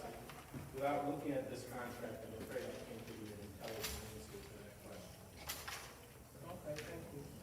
And also, again, through you, Madam Chair, to Attorney Bush. So according to this resolution, is this in violation of the charter? You know, I think the operative question is this more than one subject matter? And I can't give you an answer to that right now. I presume that the thought was the subject matter of this resolution is to do all things necessary to accept this grant. And so potentially, if you're having to do two things, that may not necessarily be a separate subject matter. So to the extent that you would want a separate opinion on this, I'd ask that you put something in writing and send it to the city attorney. Okay, thank you. So, looking at this, it's clear that if we extend this until, what is this, 2028, and we are locking in the rate established in 2021, we may be getting the best of the deal. Because just like the speed humps that we were talking about, when we initially began to purchase them, I was told that they were $1,500, and I'm here to say $3,000 per speed hump. So things are going up, not going down. And a lot of change orders happen because of the cost of equipment. for this specific contract, I know that they have to switch the trucks so they can get the trucks to dump them and everything. And, you know, I don't have anything against the hearing that it may not be a violation because everything is within the resolution and it's all the same topic. That's my time, I'll speak. Okay, any other discussion? Any other discussion on this order to, this motion to send to special affairs? And I think everybody's spoken but myself, and the real reason why I wanted to send it to special affairs is to give it the opportunity to not to maybe get that legal opinion if we need it, to see if it should be as separate resolutions. But I understand why it's been put together, and because one doesn't get approved, then it all falls apart. And I don't think I think the only controversial part of this resolution, whether it's one or three resolutions, is the extension of the garbage contract. And I think anything else in regards to the recycling project, the Eagle part or whatever, I don't think that's a controversial issue on this council at all. I think it's something that we have no issue with. It's just the garbage, the addition of years on the garbage contract. Request for information. Yes, Mr. Mays. Madam Chair, my request for information, do you believe between now and Monday you can have it figured out? I think that we should be able to get that information by Monday.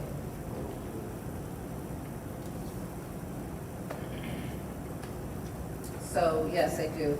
So this is the vote to send it to special affairs on Monday.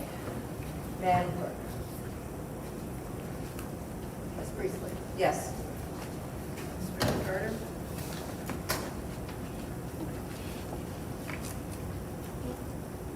No. Burns. I abstain because according to the Flint City Charter, Section 3-302, introduction of ordinance and resolution states no ordinance or resolution may contain no more than one subject, and the title of the ordinance or resolution must be clearly expressed, and this is accepting a grant, and it's also a contract acceptance. These are two different issues. That's why I abstain. Ms. Worthing. No. Mr. Mays. No. Ms. Lewis. Yes. Mr. Murphy. Yes. Three yes, 3 no, 1 abstention. The vote is 3 yes, 3 no, and 1 abstention. That motion fails. We're back to the original motion. Let's see. Why did I write this? Ms. Worthing, Ms. Burns, Ms. Winfrey Carter, and Mr. Murphy, and Mr. Mays have all spoken in the second round. Oh, you spoke too. That was in the first round. Don't have to mark the second round. So I believe that is it. Unless there's anyone else who wants to vote on this motion, or speak on this resolution for the second round, then I'm calling for the vote. Oh, go ahead, Ms. So, Dr. Lewis. thank you. So, as I was finishing up, if we had an opportunity to lock in good quality service like Priority, I'm definitely on board because I'll rather lock in this rate now instead of paying exponentially in the future. Moreover, you know, today as I was driving down my street in the second ward, I noticed that Priority, they had a push broom shovel. And I pulled up and I asked them, what are you doing? And they said, you know, we've been told to go over and beyond the call of duty, so our goal is to make sure that we get everything done. A resident placed some lawn bags on the curb filled with dirt, and he said, and they were too heavy, they broke. Well, the point is, Priority cleaned that curb like it was their home. And I said, wow, to have a company that's that invested in the north side neighborhood, I'm gonna get clear, so this wasn't my part, it was the north side, where they were very invested. That totally blew me out of the water. And so seeing that we're receiving this level of service, I'll be remiss not to want to continue to receive this kind of service.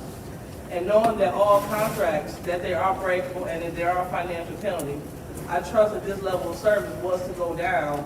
I trust that we will be able to get out of that contract if the level of service go down. So I'm totally for locking in this level of service for even after my tenure while I'm gone. So I like to thank Priority for their work, but also, unfortunately, too bad that we could not send this to Special Affairs so we could get a legal opinion, because I don't want to be in violation of the charter.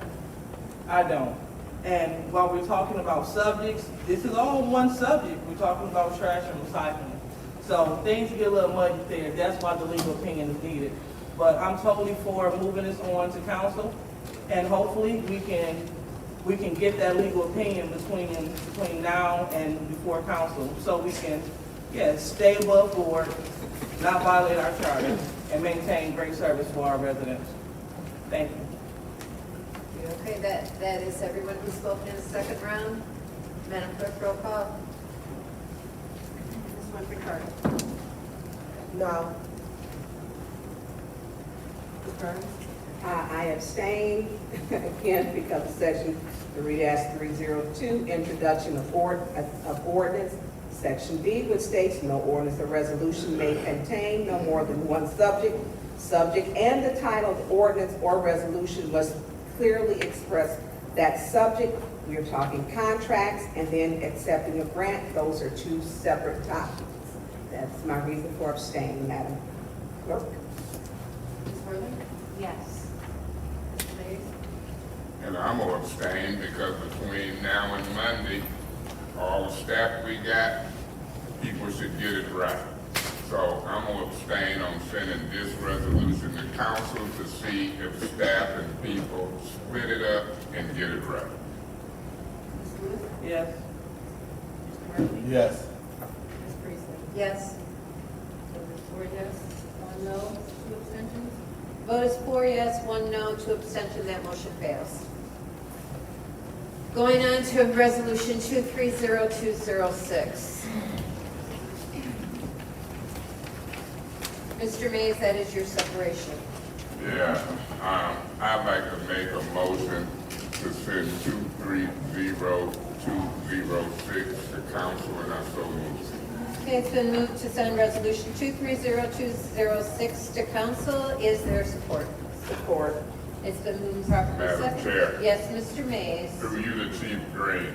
Chief Green, can you approach?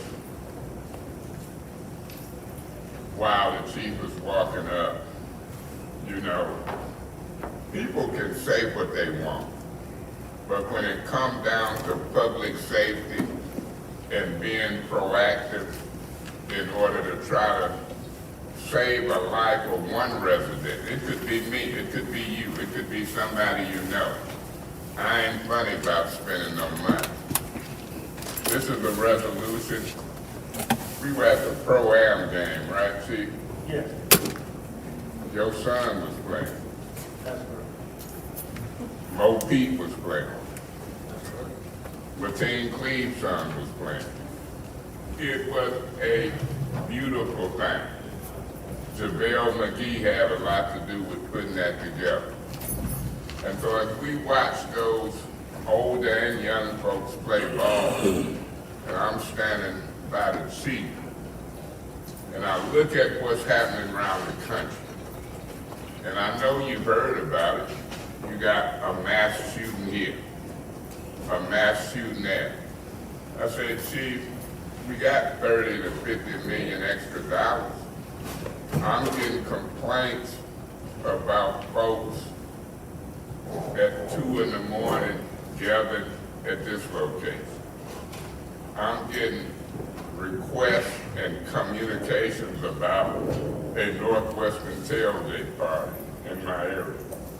I'm hearing, Chief, you might know better than me, is there gonna be a Northern tailgate party?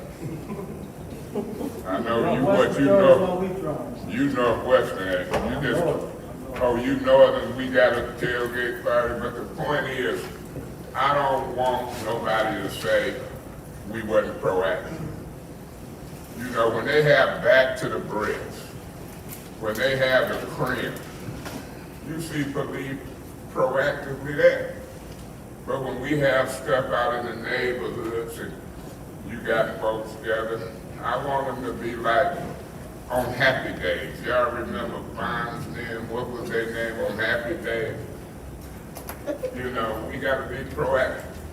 So I propose to the chief and the chief that you agree or disagree that there's nothing wrong with trying to move money to put folks in police cars and uniforms proactively at certain events, particularly as we go through the summer months. Huh? Yes. Man, you should have seen them folks when me and the chief was standing up there against the wall. We kind of cool. We standing against the wall at the day. They taking videos, claiming they done put me and the chief together. I'm together with anybody who want to work on public safety and be proactive. I say, Chief, let's try it. But I think the chief kind of tricked me. You know why I say that, Chief? Why that? I said, Chief, you bring the resolution.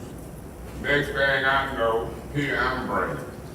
I said, Chief, you get more votes off that council than me. You bring it.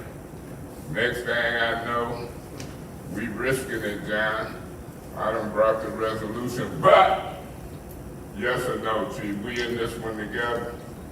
Yeah, I'm not gonna turn down any funding that's gonna increase public safety. So we gonna try to pull it off. Mr. Edwards, Yes, now, sir. you a political guru, you the city administrator. You think we gonna get the votes to act proactively, particularly on the weekends, under the chief's direction to try to save some lives and do some things? What you think? We gonna get 5 votes? At this point, I just say I support the chief and make efforts that the chief wants. Boy, that guy, a politician, he took the easy way out. So I'll be supporting moving this to council. Chief, I got 38 seconds. Anything you want to say in the first round? I'll give you my whole second round, but you got 33 seconds in the first round. You want it? Yeah, I'm just gonna end it by saying, we have to do this regardless. We have to put those extra patrols out to increase public safety and save lives. We're gonna do it. As I stated, I'm not gonna turn down any funding that's gonna increase public safety in this way. All right, thank you, Chief. Anyone else in the first round? Yes, Mr. Murphy? thank you.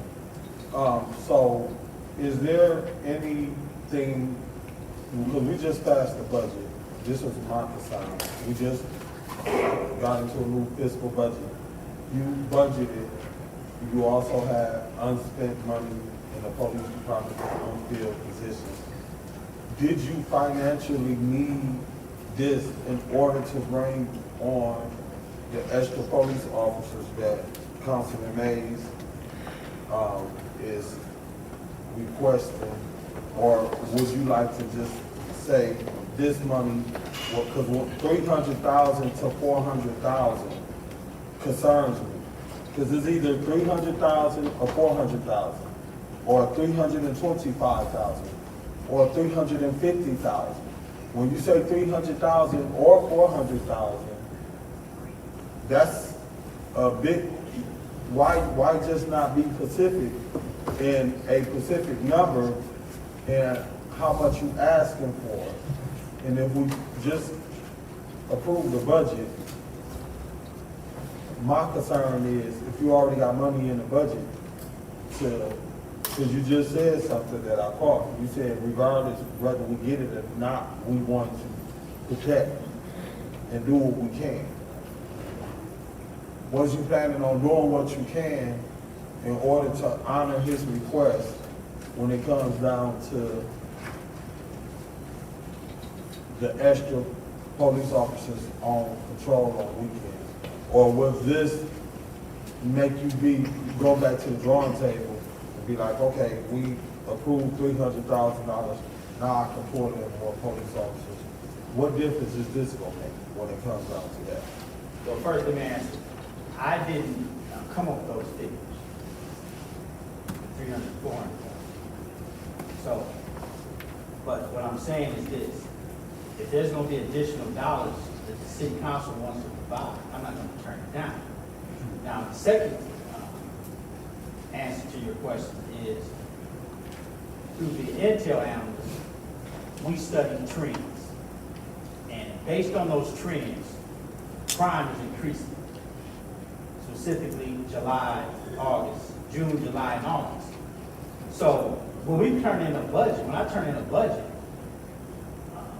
we're actually trying to predict, we have to predict what our costs are gonna be as far as overtime. All this is gonna be, has to be done on overtime. So there's no way to predict a cost of overtime, whatever it takes. We have an increase in non-fatal shootings and fatal shootings. So if you take that data and that evidence, that's why we've been out there every week doing these special overtime initiatives. Every week we've been out there, specifically on the, and we have to go on the weekend. And we're gonna have to expand our normal operating hours. So when Councilman Mays came to me with these complaints he had from citizens in his ward, and he's absolutely correct. We're finding out that after 2 a.m.,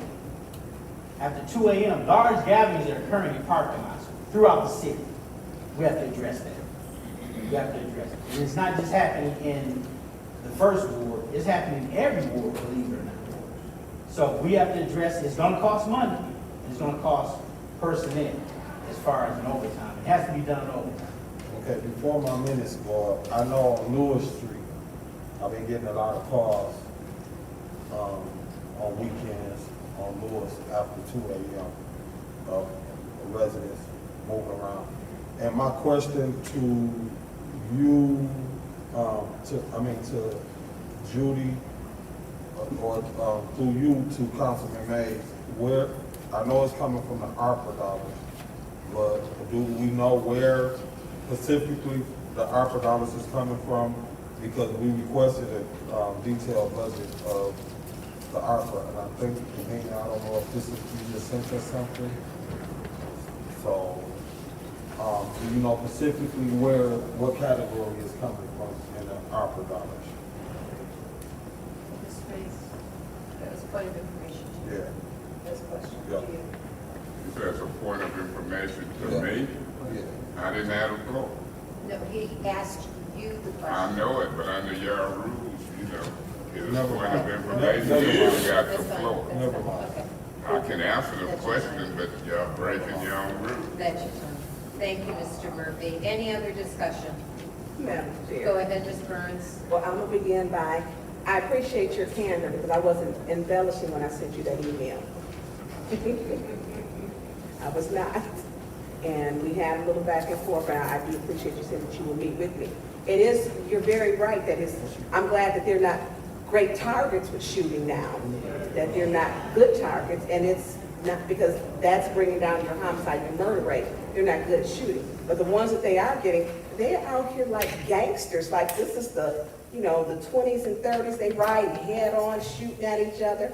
And it's not the clubs, because I have the problem in my ward. You will have 10 people inside a club and 250 people outside. And it is not safe for you to have one officer there. That's why or two. I would not stop about, it's not safe. And you do need patrol. So the Fridays and Saturdays, they hang out and they litter and leave trash everywhere because they have no respect for the law. Many of these people don't. And I know that it is hard on you. So during budget time, that was one of the issues. I know you were here, and I did apologize to you that day that you weren't here. But budget adoption, you were not here, Chief. And I needed you here because I wanted to know at that time, did you need this money before we adopted the budget? Because we knew that this was coming. And I believe Jane had said, our interim CFO had stated that you had enough money. And how much money, so we're not doing a speculative 300 or 400, if you need 700,000, I don't know how you put a price on somebody's life, because you're going to have to add. But I want to make sure, like when you scheduled all these officers here that day, for that special meeting, 6 of them, let's have that many out there on the streets, making sure this is taken care of. And we had 6 officers. We had 6 officers. I didn't schedule those officers. You didn't? No, I Okay, but I'm glad you didn't. We had 6 officers here for a peaceful meeting that was scheduled. James, what would it look like for Chief Green's budget so that we're giving him what he needs? First of all, I'm not against additional money, but Okay. for the record, in the current budget, well, we back up. They ended last year with approximately $2 million in unspent money. So that $2 million could have been moved wherever in the past year. If the trend stays, they would end up this year on the budget. But just for point, in his current budget, there is $1 million in overtime alone, already budgeted. Some of it might be grant paying, some of it's the other fund. In addition, he currently has vacant positions of $1.5 million just in wages, not any of the fringes that correlate with it. So what I'm saying is, right now, his budget has money for overtime. It's up to him if he has the manpower. Again, I'm not against additional money. I'm just saying there is money in the budget. Maybe down the road, we might need to find some money. I would have to believe that the council would always make sure we find money if he needs more money for policing. Okay, and I think being proactive, Chief Green, and thank you for that, James. You have a very aggressive, trying to recruit program now. You're everywhere. And great job for that, because I know it's hard. It's not just your agency, and it's very aggressive that you got your little, I'm not gonna minimize your pop-up tent and your officers that are there and your material, and I see it on social media now. So, good job. Thank you for that. But we know that when they get a shooting, when you're the chief, when the one person, like, I know Mallory Street, 4 people got shot, that's probably gonna be something that's gonna be retaliatory. You know, when they see these people, they're like, they don't care. They have no respect for the law, so to make sure you have what you need, is it 300,000, you wanna do it in the middle? We need a number. What do you, as the chief, would like to see, and if it's there, put in there from the ARPA fund? Because we have a problem with gun violence. Request for information. What's your request? I keep hearing people talk about the ARPA funds, but Ms. Burns, do you read the resolution to see where it says ARPA funds or fund balance? Do you see fund balance in there? I did not see fund balance, but I was. Look at it close.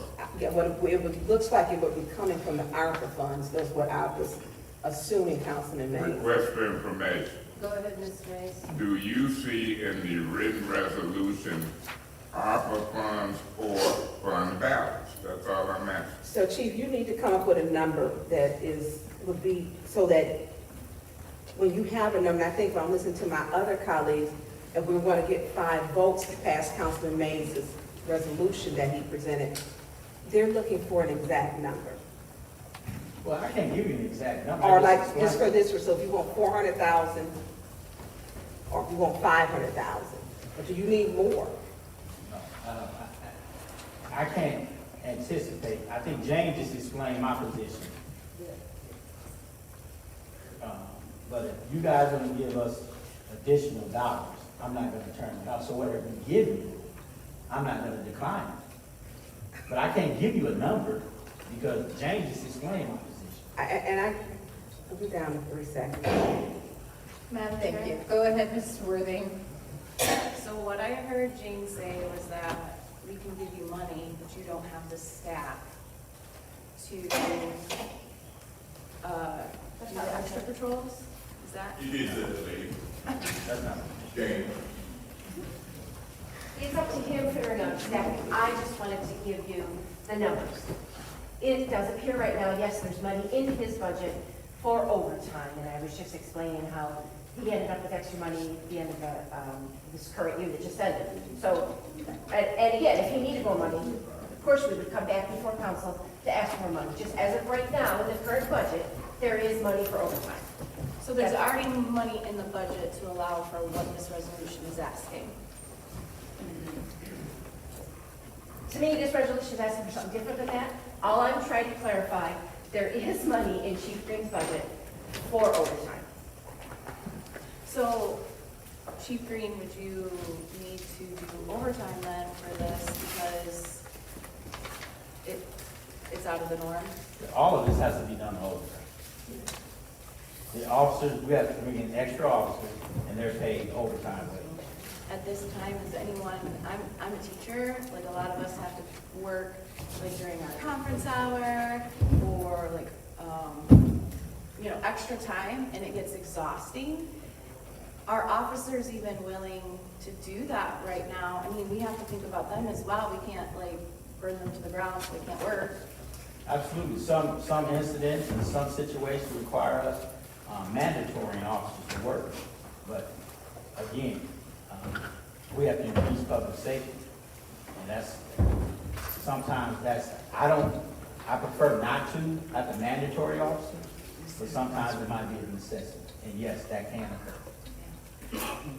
I don't know, if I'm hearing it right, I don't think I'm gonna support this because if he wants to put officers in overtime situations to help this out, he can because there's funds there already for overtime. So it's not that I don't support that, it's just logistical. This has been a problem since forever, basically, with the police department because we want more police. We want them to respond to 911 calls. We want all of that, but then we don't have the officers due to pay or work situation. I mean, it's a catch-22, really. I support police officers, I support giving you more money, but I don't think that's what this is about. And to pass it, I mean, it may seem great, but then I don't think we're actually really doing anything. We have to find a solution, I think, to still get more officers so that we don't wear the current ones out. And I think we're doing that, we're increasing pay, we're trying, but if there's other ways that we can do that, I think we need to come up with that. So, if you have any more ideas, can you please let us know, because we're not in the office. We don't know what would help work to bring more officers and to get us to full staff so that we don't have this problem. And I'm sure it's not just here, but yeah, I'd like to see a resolution to this, but I just don't think this is actually going to do anything to help. So I'm going to be voting no. Thank you. Thank you, Ms. Carter. Yes, thank you, Madam Chair. Thank you, Chief Green, for all that you do. And, I'll be supporting this resolution because you know what? We have to beef up our public safety. I've been getting complaints about people having block parties. I mean, we've had several block parties in the 5th Ward, probably 6th Ward, 4th Ward. And not only do they start partying on Fridays, Thursday is the new Friday, right? They're partying on Fridays, Thursdays, Fridays, Saturdays, Sundays, okay? And this is not gonna end in August. It's going to continue until it gets, cold outside. So we're probably going to have to extend this till well into October. So I support this 100%. I look at this as additional overtime money. And whatever you need as far as public safety, I will be voting on it. It's important. It's important. So I'll be voting yes to send this to council, and if it gets to council, I'll be voting yes on it. And thank you for what all you do. Thank you, Ms. Murphy Carter. Dr. Lewis? Thank you. So what we have here is, we can't have it both ways. So we had a group come up and say they want $15 million additional dollars for home repairs. Excuse me, 16 for a total of $21 million. We don't have a money tree. This is not an indefinite pot of money that we can keep going into. The $300,000 to $400,000 they're referring to, if a roof is $10,000 apiece, just giving a flat number, that can be 30 to 40 roofs, or as my colleagues say, blue tarp removed from home. What our CFO just said was, The police department has enough money to do what they need to do. They just don't have enough bodies. Again, they have enough money. She stated, what, the $2.5 million overage? Meaning in overtime and as well as hiring a recruit. Now, I'm not against Chief Green, because if somebody want to give me something free, I'm going to take it too. Hence, the water giveaways, food giveaways, a lot of people, they don't need it, but they go. But that's not the point. The point is, if you see something for free, somebody will put something in your hand, most people are going to take it. And so, we got to decide. Are we going to give him $300,000 to $400,000 from ARPA that he just said that he don't need? And that's 30 to 40 roofs coming off of home repair? Is that what we should do? Request for information. What's your request? Ms. Lewis, can you read the resolution, say ARPA dollars and/or fund balance? Do you see that? So as I proceed, because if this was written appropriately by our senior council person, it'd be real succinct, and this due diligence would have been done. But the point is this again. What's your request? You don't know whether I wrote it or the clerk or who, do you? I That's do, an improper. but it's No, improper. you don't. It's improper. And what's also improper is if we allocate this money, and we just had all the people approach the lectern and say that they want more money for home repair, we will be taking approximately, 30 to 40 roofs off of home repair if we allocate this money that has been stated on public record that they do not need. They don't mind taking it. I don't mind taking it if you all want to give me some money. But that's not how this goes. It's all about need.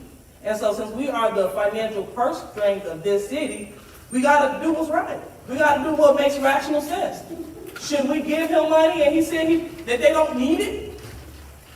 Or should we let the money remain in ARPA and try to push this back on the residents so they can get these 30 to 40 roofs repaired? So I'm just going to leave that to the body. I'm not going to vote for it because, again, Second Ward, I know that they get loose, but the chief, he has all the money that he needs. He just needs the body. So this goes out to everyone listening, those in the audience and my colleagues. If you all have people that's looking for a career, that'll make a great officer, send them to our Flint Police Department. That's a big reason why we're looking to host a senior salute. And within the senior salute, it was going to do two things. It was going to honor our seniors and our graduates.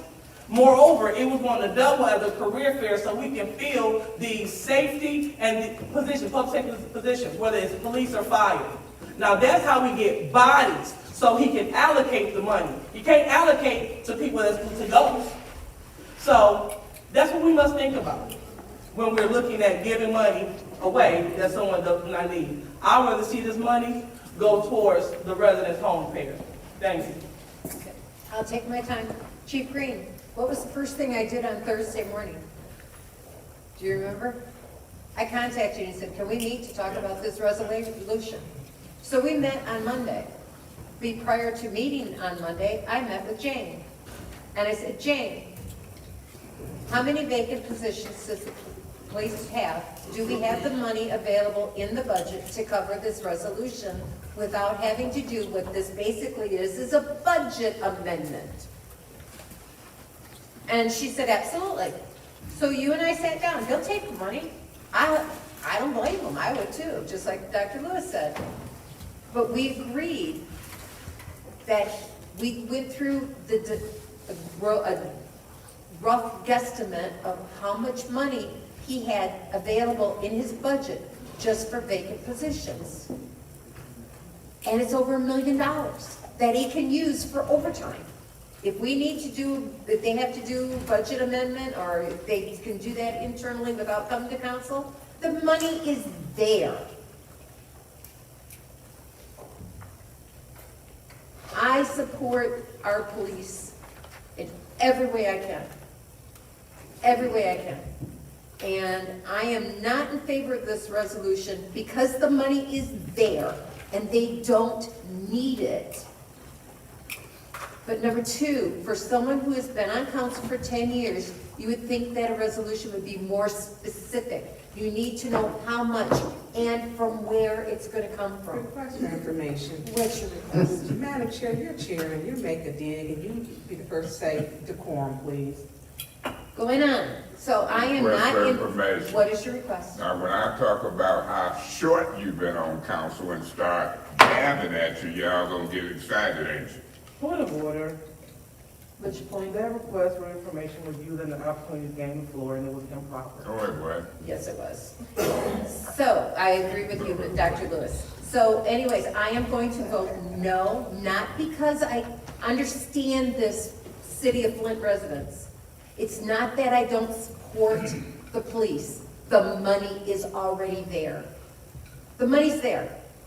Period, end of story. If the money wasn't there, all right, I'd say, what do you want, 300,000 or 400,000? Let's be specific, and let's find out exactly where it's coming from. But this resolution is a wonderful attempt, and I think it is a great idea to support our police. But it's not necessary to fund it at any level higher than what they already have, because the money is there in the budget for fiscal year 2024.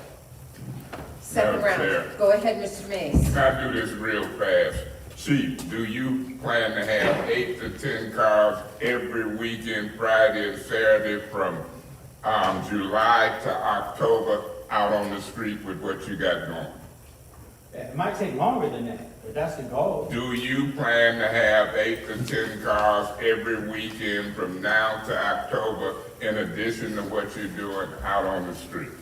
Yeah, not just weekends. Okay, You so, keep saying weekends, so you're gonna Thursdays. have 8 to 10 cars, now you're saying Thursday, Friday, Saturday, so when somebody is a shooting, I ain't gonna get residents calling me saying they've been waiting for an hour.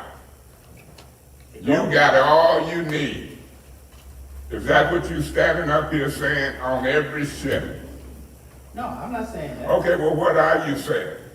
Because I hear my colleagues saying, they want to manage your department. And they say you got the money now to put that many folk on the street, and you say you're going to do it at overtime. So I'm hearing that you're capable of doing that now, between now and October. Because I know how the figures came. The figures came for 8 to 10 cars between now and October each weekend. You can do that now, and are you doing it? We're putting out cars on overtime. Okay, so, It depends also. so you don't need none. I didn't say that. Okay, well, what are you saying? I ain't studying what Liddell talking about, Miss Lewis, because she said, it's gonna take away roofs from people who need roofs on their houses. We got $20 to $30 million. 400,000 ain't gonna take away their roof. Miss Priestley talking about how long I sat here. They didn't even know you couldn't have 2 resolutions combined in one. You better be glad I'm sitting here. How short y'all been sitting here, you know everything. You know what's happening when I'm getting calls from businesses because it's a bunch of cars.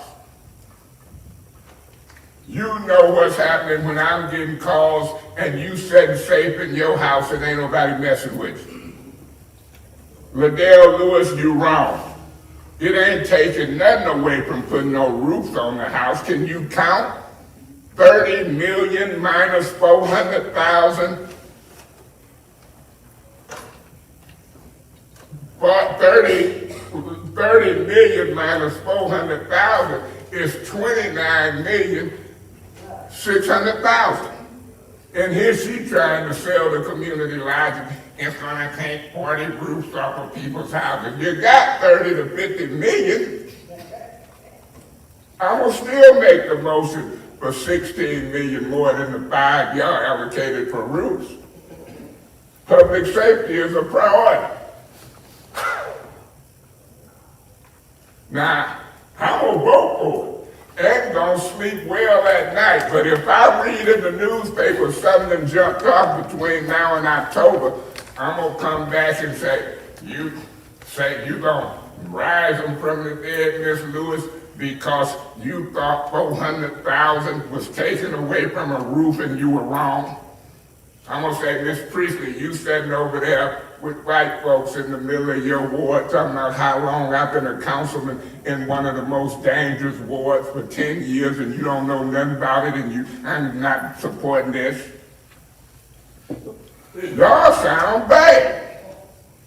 My job is to try to be proactive and save lives. And not to call the police department and say you got 4 cars tied up on the chute, we can't get nothing over there. And Chief, I ain't biting my tongue with him. I won't talk no more at a pro-am game. If we get in here and you sidestep, if you got the money and can put folks on the street between now and October, I'm gonna test it out. Can I clarify?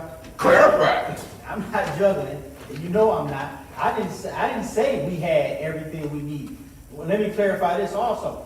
I don't want to take away any funding from a police officer position. I'm anticipating sending 15 people to the police academy. Let me say this in 23 seconds. Let me say this. I'll move to extend this discussion, and I so move the extra 5 or 6 minutes. I so move.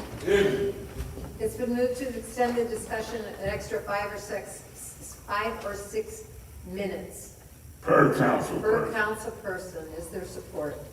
Madam Chair, Yes. I'll support it. It's been moved and properly seconded to extend the conversation 5 or 6 minutes per council person. There's no discussion on limiting or extending debate. Madam Chair, roll call. Ms. Burns? Yes. Ms. Worley? No. Mr. Mays? Yes. No. Mr. Murphy? No. Priestley? No. Yes. The vote is 3 yes, 4 no. The vote is 3 yes, 4 no. That motion fails. Going on, was your time up? I believe your time is up. Yeah, my final 2 seconds, if I had it, it's gonna be some folks with blood on their hands. I'm wiping my hands clear. Mr. Mays, you are Oh, ordered. I thought you said finish my last few seconds. Go ahead. I'm wiping my I don't hands know what clear. my colleague means by blood on his hands. Yeah, Since you. his lawyers is here and they love taking notes, I'm fearful when I hear my colleagues say blood on his hands. So when y'all go into whatever, I would love to be able to have in writing what he mean by blood on his hands, since y'all like to say No problem, that. man. State your name. Thank you. Anyways,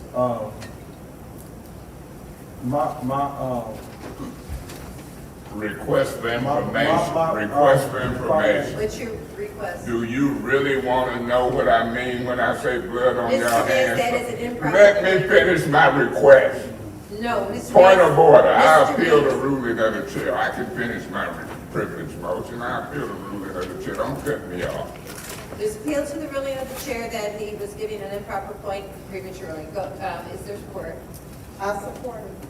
It's been moved and properly seconded. I said that he was not, that was an improper point of order, and I did not. Point of order, it was a point of information, Excuse wasn't me, improper point of information. You are correct, I'm sorry for my tongue twistedness. Mr. Mays, you may. Madam Chair, let me say this. Whenever Mr. Murphy is confused about me saying I'm wiping my hands and we ain't gonna be proactive on keeping these kids and children and young folks safe, I mean what I said. I've said it and I'll say it again. When I try to be proactive and save lives and my colleagues don't wanna do nothing, I'm wiping my hands clean. It's not gonna be blood on my hands. I say, if some jump off that could have been prevented, it'll be blood on your hands. And so when I put that in the form of a point of information, a request for information, as I'm walking down now, and he say he would like for me to explain it, I'm gonna figure out a way under your goofy rules to explain it. I don't care if I win the appeal or not, but I can explain it. He can't put words in my mouth.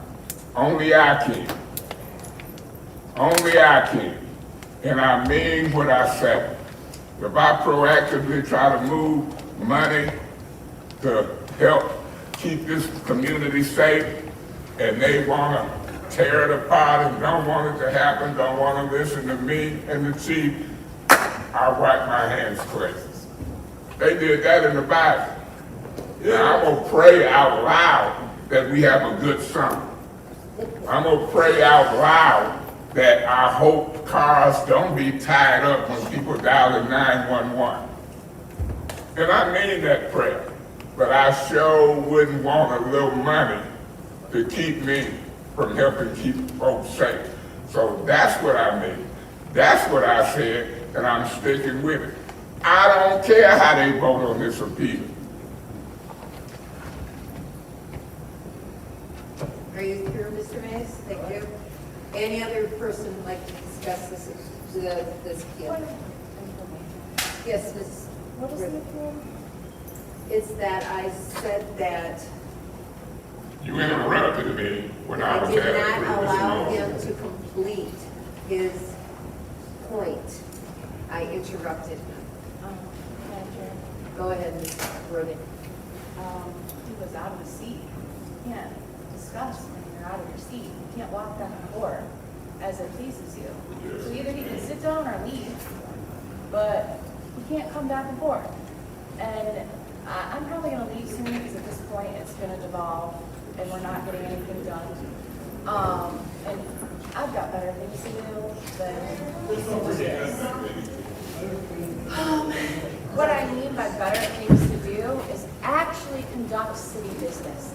And anyone that would support a man who tries to not get any business done, they don't support the city either. And I want to support my residents who elected me to get work done. Not argue, not call other people names, not talk incessantly, but to just get work done. Since when did we lose that focus from the election? Like, we sure lost it quickly. And just to me, it's tiring. It's tiring to do this day in and out, and that's why Allie laughed.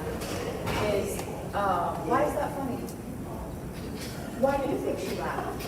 She said she didn't like you. Well, It was on video. Remember that? So I'm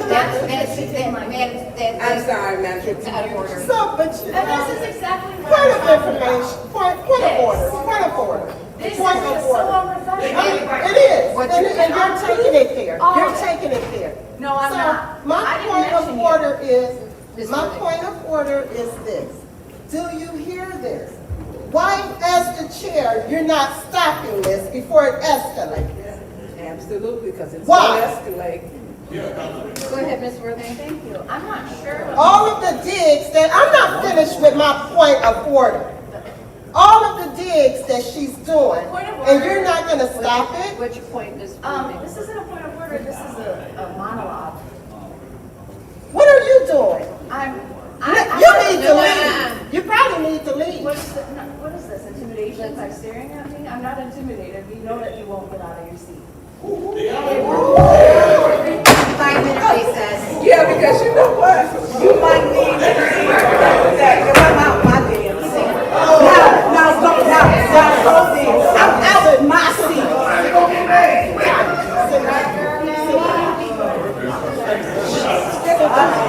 Own up to what you said. Oh, I swear, you're right.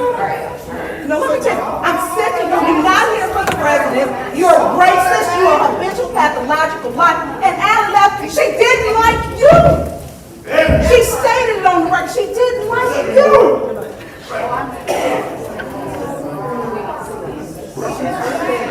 All day. She's been begging you all day. Look at you. See?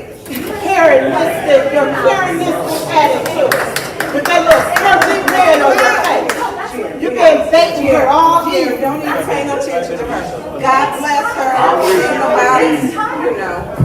You've been begging her all year. And you sit there and let her say all of those things. Because you're not. No one mentions you. You're not allowed to do that. But you guys paid other people. I didn't pay her, Judy, because she's been begging her all evening. All night long she was doing this. All night long. I'm gonna break that quick. be refunded.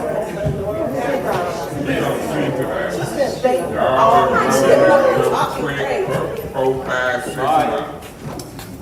Handkerchief is broke. Handkerchief is broke. All black folks say that, all black folks say it. We have a couple handkerchief is black, so big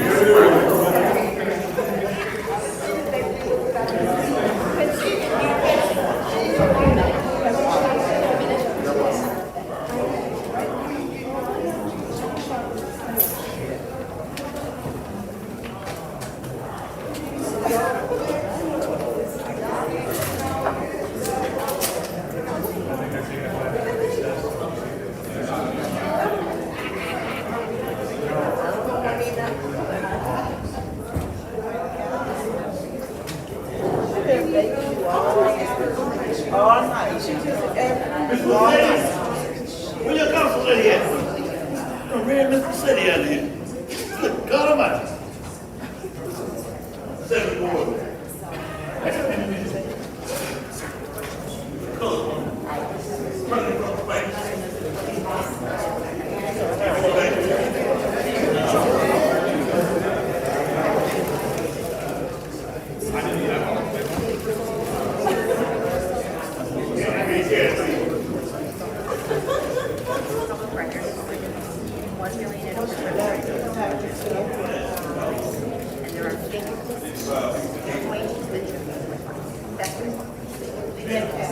You probably know that.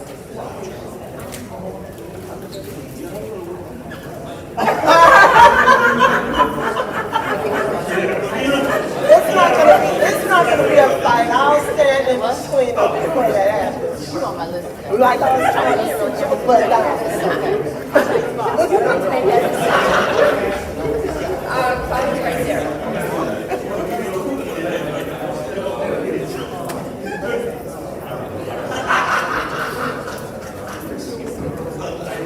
She's been doing stuff all.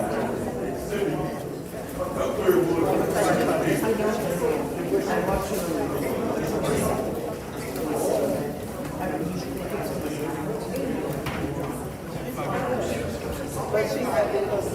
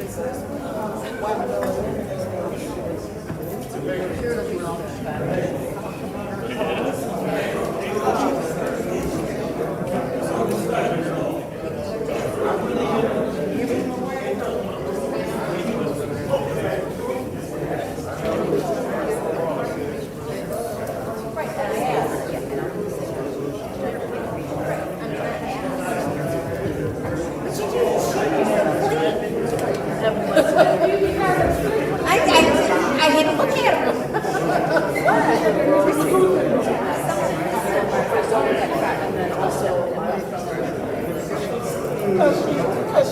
Because she invited her sister. You know, she didn't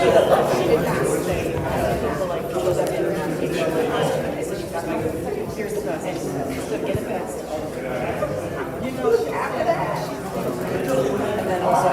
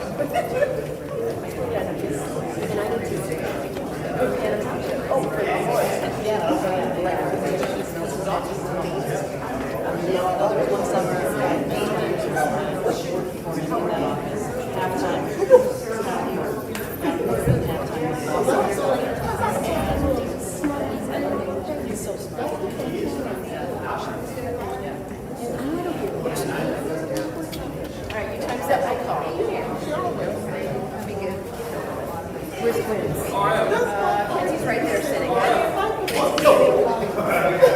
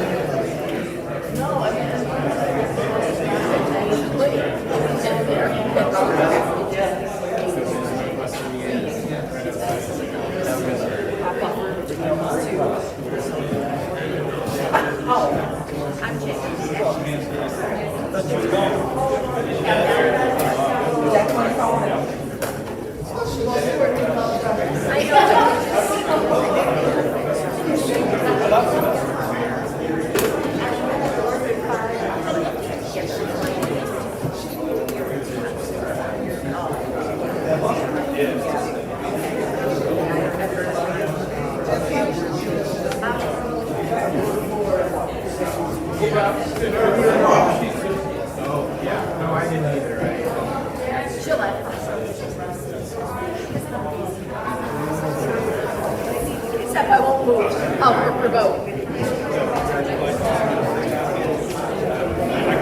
Hey, I'm going to back.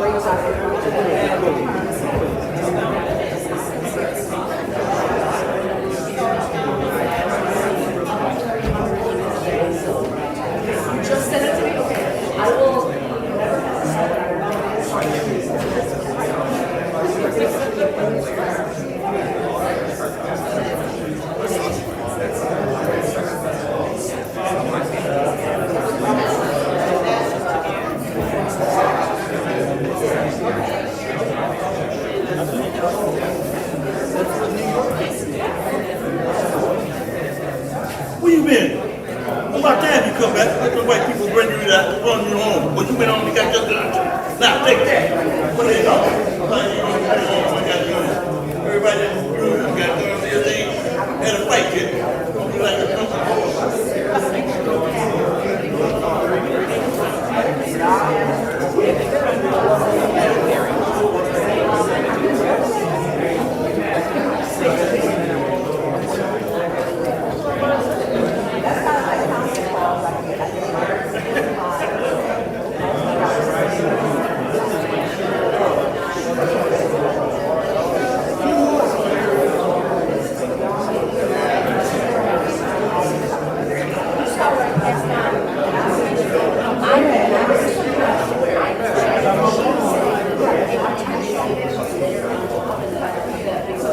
But I did make sure the right people, and I will do that. I'll get anything.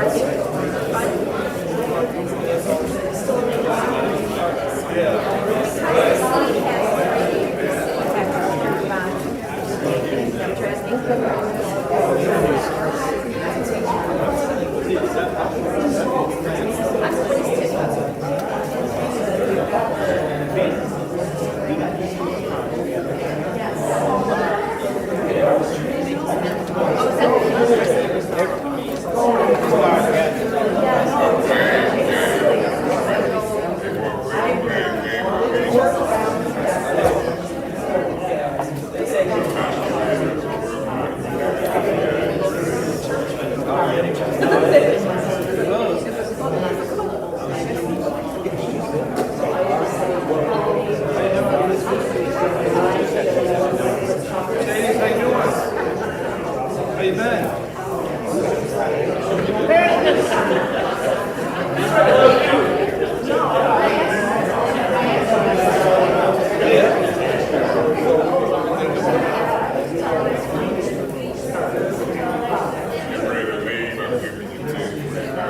Still making pies? Don't do that anymore. Try to get trying. I am, really. Trying it, man. Get a lot of slack. Yeah, my team is storage area. I know, that's their storage area.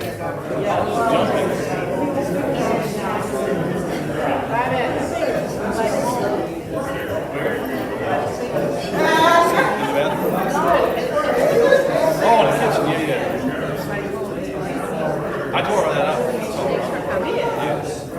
They took it over. It looks like in the kitchen. Oh, okay.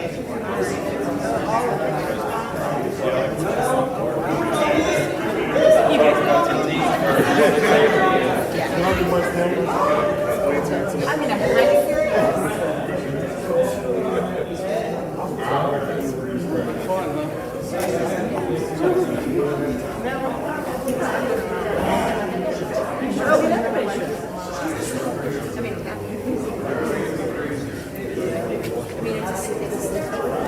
Oh, yeah.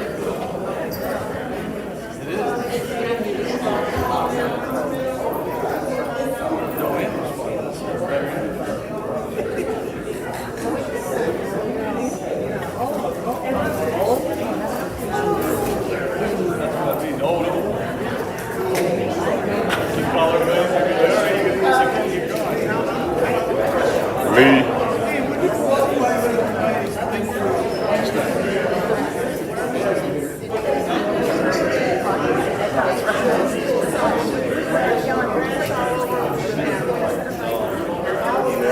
No,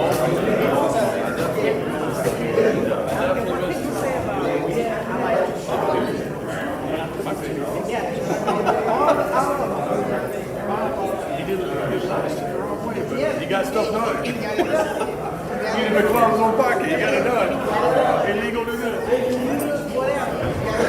You don't get over past it. That's what I tell everybody. Got everything done. Nope. Oh, that's a joke.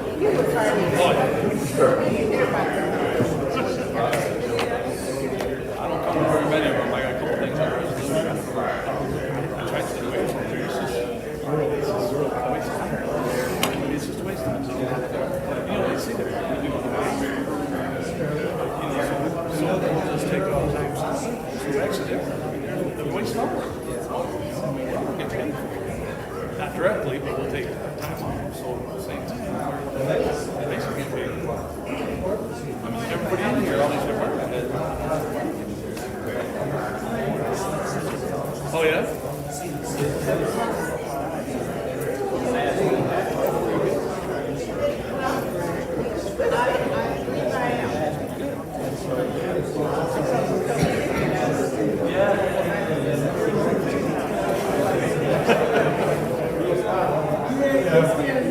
What is it? 7?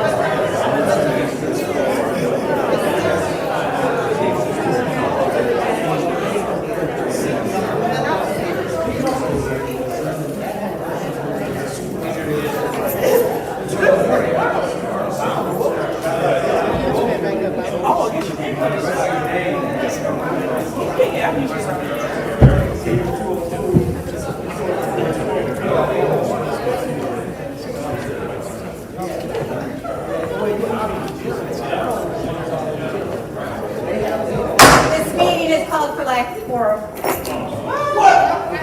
You didn't even call the meeting back to order. You didn't even call for me to order. You didn't even call for the council. You're not gonna call the meeting to order? No. Judy, you're not gonna call for the meeting to order? I'll be glad to call the meeting to order. I'll be glad to call the meeting to order. Wow, you're just making up rules as you go. Oh, the fucking, pale face up in there like they scared of black people, like that. What is his name? This whole over there. East side. Oh, did they? Number 4.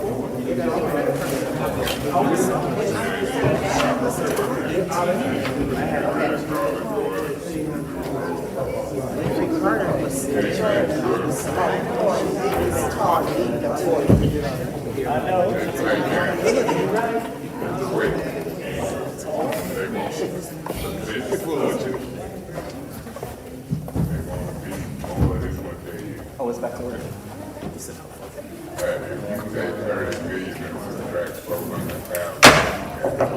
Roll call please, Madam Clerk.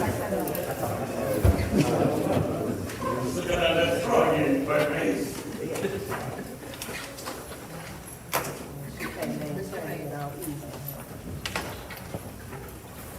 Mr. Mayor. Present. Ms. Lewis is not in. Mr. Murphy? Present. Ms. Priestley? Present. Ms. Carter? Present. Ms. Burns? Present. Mr. Ledford is absent. Ms. Worthing is not in. Ms. 5 members present. There are 5 members present. We're in the second round of discussion on 230206, the additional weekend police patrols. And Mr. Mays and Mr. Murphy have spoken. Does anyone else wish to speak on this resolution? Madam Chair. Go ahead, Ms. Burns. Thank you, Chief Green. I'd like to finish up. I want to apologize for the interruption. Chief Green, you said can you tell us briefly what your hiring plan is? Well, the goal is to fill vacant positions. Right now, we're on pace to, looking at 15. So, those vacant positions will be filled. Of course, we'll absorb that fund. So you're doing some aggressive hiring at this time with the anticipation of filling this. And not only do they have parties Thursday, Friday, Saturday, Sunday, it's summertime. It's whenever they have a party. And they are everywhere. I do know I had called 911 because of a issue in one of the clubs. And it's not the club, it was the building next door to it. It wasn't even that, because they were all closed. But the club had 6 people, and there were 200 plus people outside. Flint police, when I first called, once they got there, there were 9 Flint police, and I counted, and that's the most I've ever seen other than here, Chief Green. They were there, and they did disperse the crowd, because the crowds are so enormous, but the pattern is they said they're gonna leave here, and they're gonna go up to Hallwood, so they're basically tracking where they go. I want to make sure you have what you need, as Jane said, our CFO, that she sees this as different. So they party in the winter. I mean, these are some party people.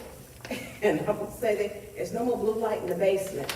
That's not what's happening at all. And they don't even go into the clubs or the establishments that they are. They go in the parking lots or around, and it feathers out into the community, and also in my area, it feathers out to where the residential homes are. How many non-fatality shootings have you had this year? I can't give you an exact number, but I know you used to say you get a shooting a day, but I know last week we had 4, and it was midday on my way to a council meeting on one street. I can say we get a shooting a day currently. So that's quite a bit. Monitoring these, I'd rather for you to have it in your budget than not to have it and have to come back to have it. And if you're looking to hire 15, you're going to burn through that money quickly, because we need to put a clamp down on what's going on. I mean, we know that these people are riding around with guns, and what is the name of that gun? Because you'll see 100 rounds of shells that look like somebody took a bag of candy corn, threw it up in the air, and spread out. And those are those markers that they put over where it's a bullet casing. What is the guns that do the 100 rounds? It's not the gun, I mean, the It's a assault clip. rifle, but there's a high capacity magazine attached to the fire. Are you seeing an increase in these being used? Oh, yeah, absolutely. More police during that time, if they're out during these party hours, I think that's getting guns off the street, or would that help you to get guns off the street? Absolutely. Any increase in funding is going to increase public safety. It's going to allow us to put more officers on an overtime basis.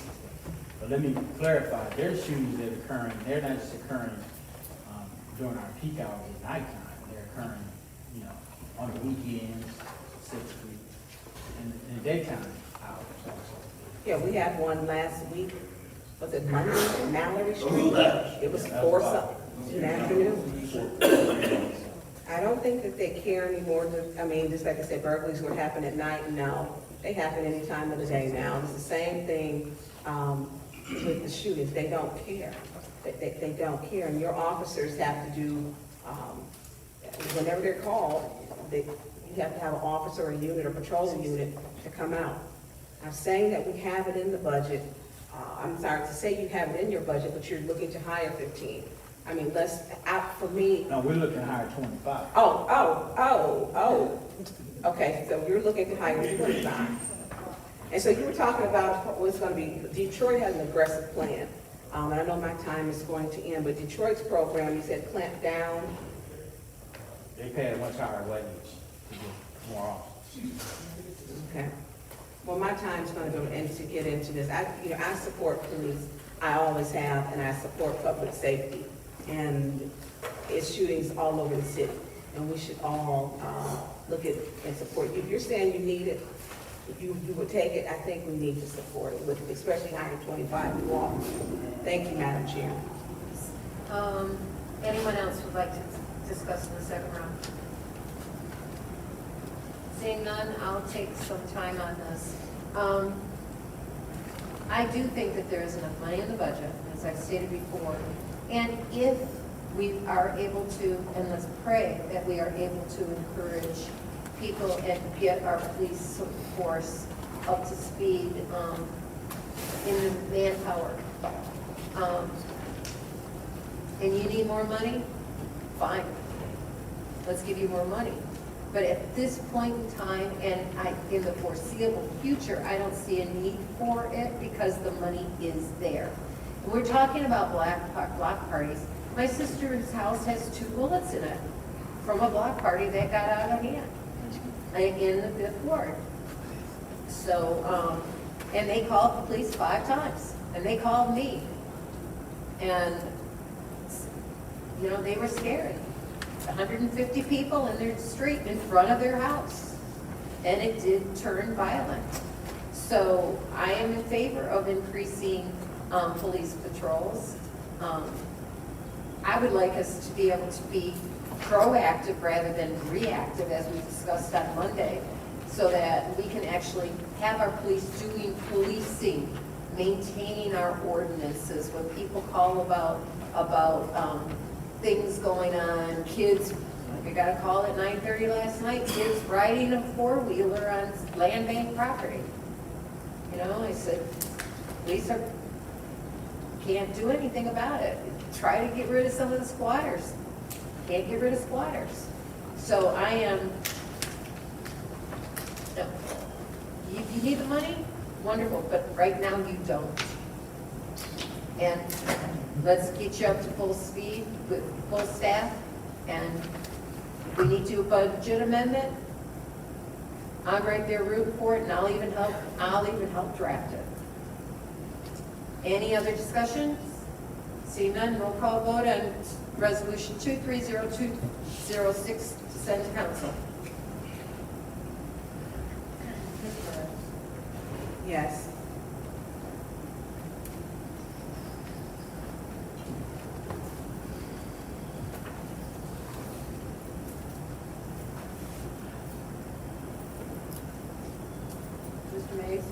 Yes. Ms. Lewis? Ms. Mr. Murphy? I abstain because we have $1 million already in overtime budgeted for in the police department. Ms. Priestley? No. Ms. Winfrey Carter? Yes. Vote is 3 yes, 1 no, 1 abstention. The vote is 3 yes, 1 no, 1 abstention. That resolution fails. The next resolution is 230208. Mr. Mays, that is your separation. Would you like to make a motion regarding that resolution? Is there anyone who would like to make a resolution? I'll move resolution 230208 to council. Is there support? I'll support that. Is there any discussion? Yeah, Madam Chair. Go ahead, Mr. Mays. Who is here to speak on this resolution? Ms. Ma'am, can you identify yourself and approach?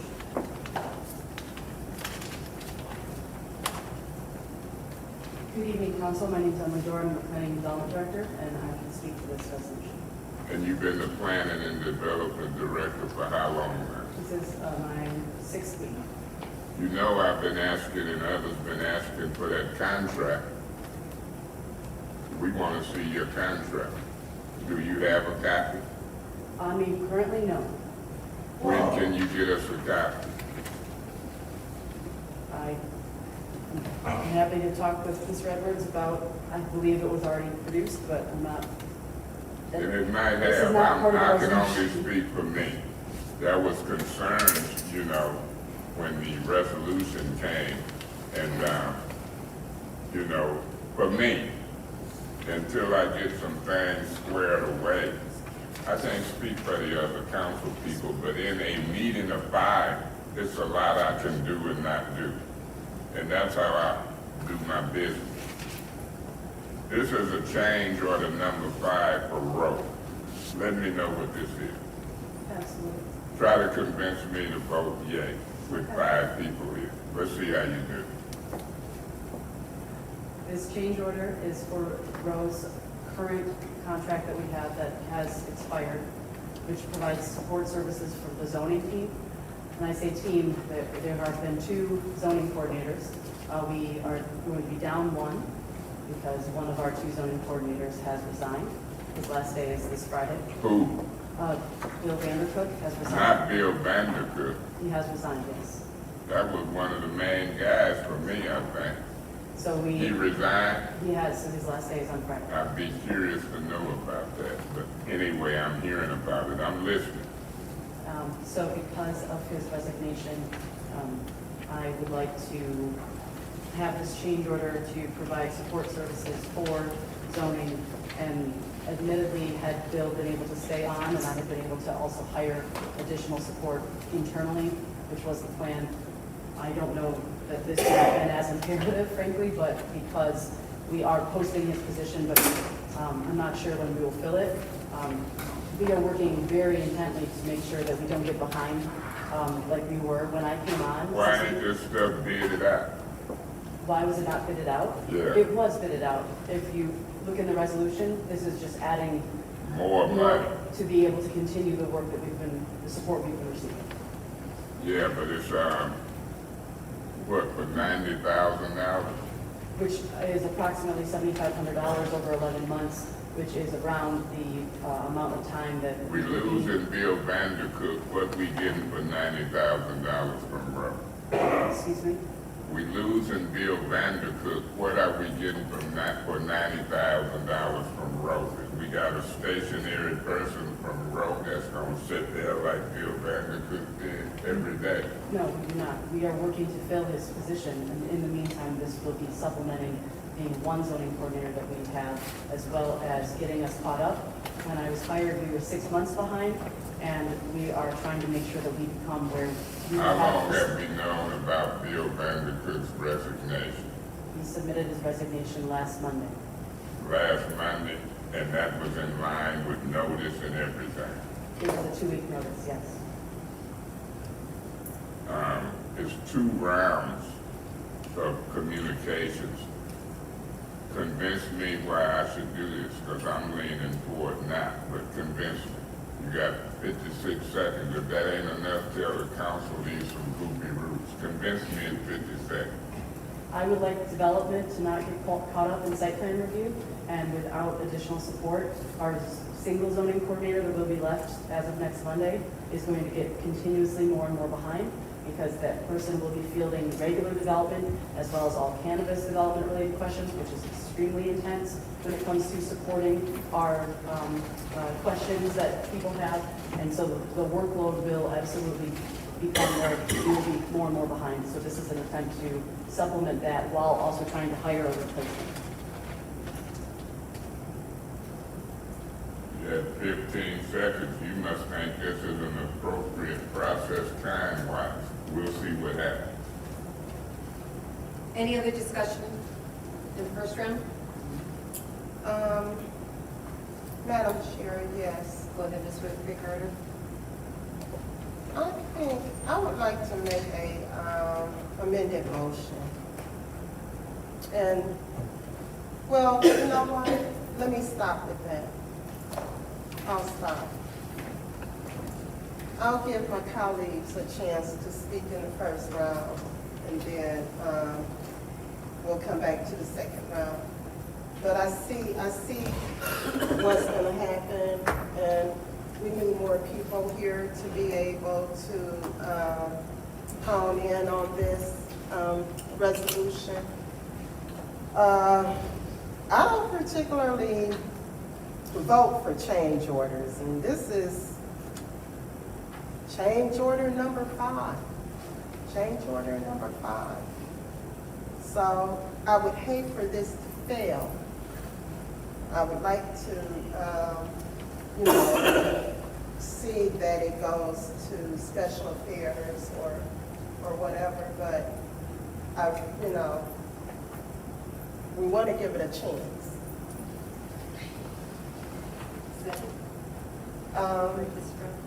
No, I'll wait. Okay, I just wanted to make sure you were done. Yeah, I'll wait. Okay, any other discussion? Any other discussion? Okay, in the first round, I'll go ahead and speak. I know that, speaking to several of people who are wanting to do business in the fourth ward, that they have been increasingly frustrated with the length of time that it takes to go through the process. I think it's frustrating, and I know of at least one business that have decided not to continue with the process. So anything that can speed this up and encourage development inside the city, I'm all for it, especially if we're losing Bill. Bill has been an invaluable servant to the city, and but we can't let the work is still going to be there. And if we allow an employee of one now to do all the work, plus Rome has been supporting them all along. So basically, if we don't extend this, that staff of 2 with the contract person now becomes a staff of 1 with no contract person. So it goes from 3 to 1. And that's just going to make it harder to do business with the city. And we all know that the city needs to grow. We need to increase our tax base. Without these individuals in this process in place, we can't do that. So I am behind this, and thank you. Second round? Yes, Madam Chair. Go ahead, Mr. Mays. Through you to Mr. Edwards, can you approach? My question is, we know how valuable of a position Bill Vandercook had. And I'm wondering why nobody in this administration could hold on to him until he got replaced. I don't want to hear publicly what his resignation was. But I've watched this administration with Neely and them. They ain't holding on to a bunch of people. You here now because Suzanne gone. The engineer is getting ready to leave. You've had deputy chief of staffs come and go. One of them, Ed Taylor, come in here the other week acting a fool. He might get threw out for cause. He keep that mess up. This is a bad administration for turning over people and then coming to us trying to plug the holes to run the city. Jane, she here. because the one guy who wouldn't meet with us, who was the finance director, this is getting a little much. If I'm the chief officer, the mayor, whatever, I'm reaching out to these employees. I'm trying to keep them here. I don't care if I gotta give them a bonus until we can get folks here. I just told the engineer, didn't I, Mr. McGuire, you don't want me to be in charge because I'm gonna give you signing bonuses. You gonna think you in the NBA. And I'm trying to run a municipal city. Some of this stuff don't make sense. I done been under 3 administrations or worked with 3 administrations, because this is a co-equal branch of government. 3 different councils. And when it comes to crunch time, I listen at you, Miss Priestley. You want it done. You know, my first interest is for the betterment of the city. I don't even like the way y'all talk to me, but look, I'm the 5th vote. I didn't even like the way that they did your contract and wouldn't answer our questions when they was appointing you to take Suzanne's place. Clyde, do you know where and why Mr. Vandercook left Mr. Edwards? I don't know all of I didn't ask you to say why, but do you know? the particulars, no, I don't. Because in some cases, people is upward mobility. They get another job. I would hate to hear that some of these people leaving because the administration ain't been kind and friendly and servicing them. But it's a high turnover, folks. A high turnover from where I sit. This is the 3rd administration and the 3rd council. And folks sometimes on this council just don't get it. It's embarrassing for me. I'm gonna see if I vote in the best interest of the city. I'll see what the 5 folks who sitting here doing their job do. But I shouldn't be put in this position because it should be folks elected sitting here doing their job. I want 2 or 3 of them gone. I do, I want them gone, and we'll name them. Worthy, Lewis, Perkins-Road is gone. We gotta fix this city and run it right. This council controls the purse strings, the rules, the laws, and then you got new folks creating rules, boxing us in, and then when the administration get in the jam, oh, we really need to do it, y'all better stay consistent on what we need to do all the time. We'll see what we do. If I vote on this change order, it's because you knew. But I've been knowing you for years. But I really don't like the way that you came in, was brought in, and this administration ain't cooperating with this council. They don't respect it. Neely have no respect. Do you plan to cooperate with this council? I plan to fulfill every duty that I took an oath to do, which is to serve the city and the administration. And that includes cooperating with this council. You can say no if you want to be honest, or you can say yes. It's a yes or no question. Yes, I plan to fulfill. Oh, okay, because if you said no, I would want to hear it. I got the nerve to say yes or no. I don't like folks who, I don't be studying either them. Thank you so much. Any other discussion in the second round? Yes, Madam Chair. Oh, thank you. Okay, Ms. Burns? Emily, real quick, please. So Bill Vandercook is gone, and I know Bill he did a lot of work here. And that department has been understaffed for a long time. And then with transition, you're gonna have a new department with key people being new, and that's going to be difficult. What was Bill's salary before? He currently just more than 58,000. Did you offer him 90,000?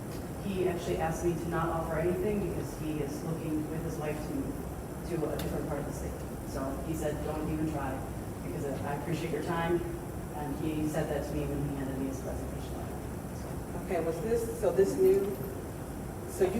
will the job be posted? It should be posted as of tomorrow. It was actually finalized through the system today. How much is it posted for? I don't think that HR is here. It was. I know you, and Oh, yeah, oh, it's going. but I believe it would be probably around what he was thinking, if not with a higher range, perhaps. I don't. That was really low for all the work we had to do. We were working on 2 maps.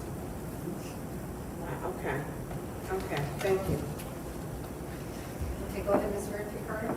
Yeah, that was my question as far as his salary, because we have offered him more money for him to stay. Yeah. So, what work has Rowe completed?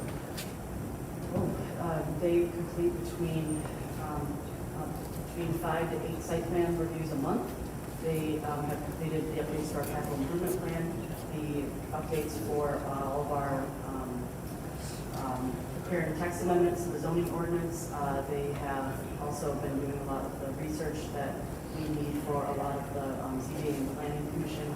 So support anything that fits in that are 2, now soon to be 1 zoning coordinator, zoning time period. So it's a pretty comprehensive array of their willingness to provide, again, depending on what the business needs are for site plan review versus the internal process needs. Okay, and they've been really in there working? Yes. And There's a weekly meeting that they have with the zoning coordinators to talk about workflow and talk about prioritization and be able to say what the, as more type plans come in, what does that balance look like in terms of what they do versus the zoning coordinators? Okay.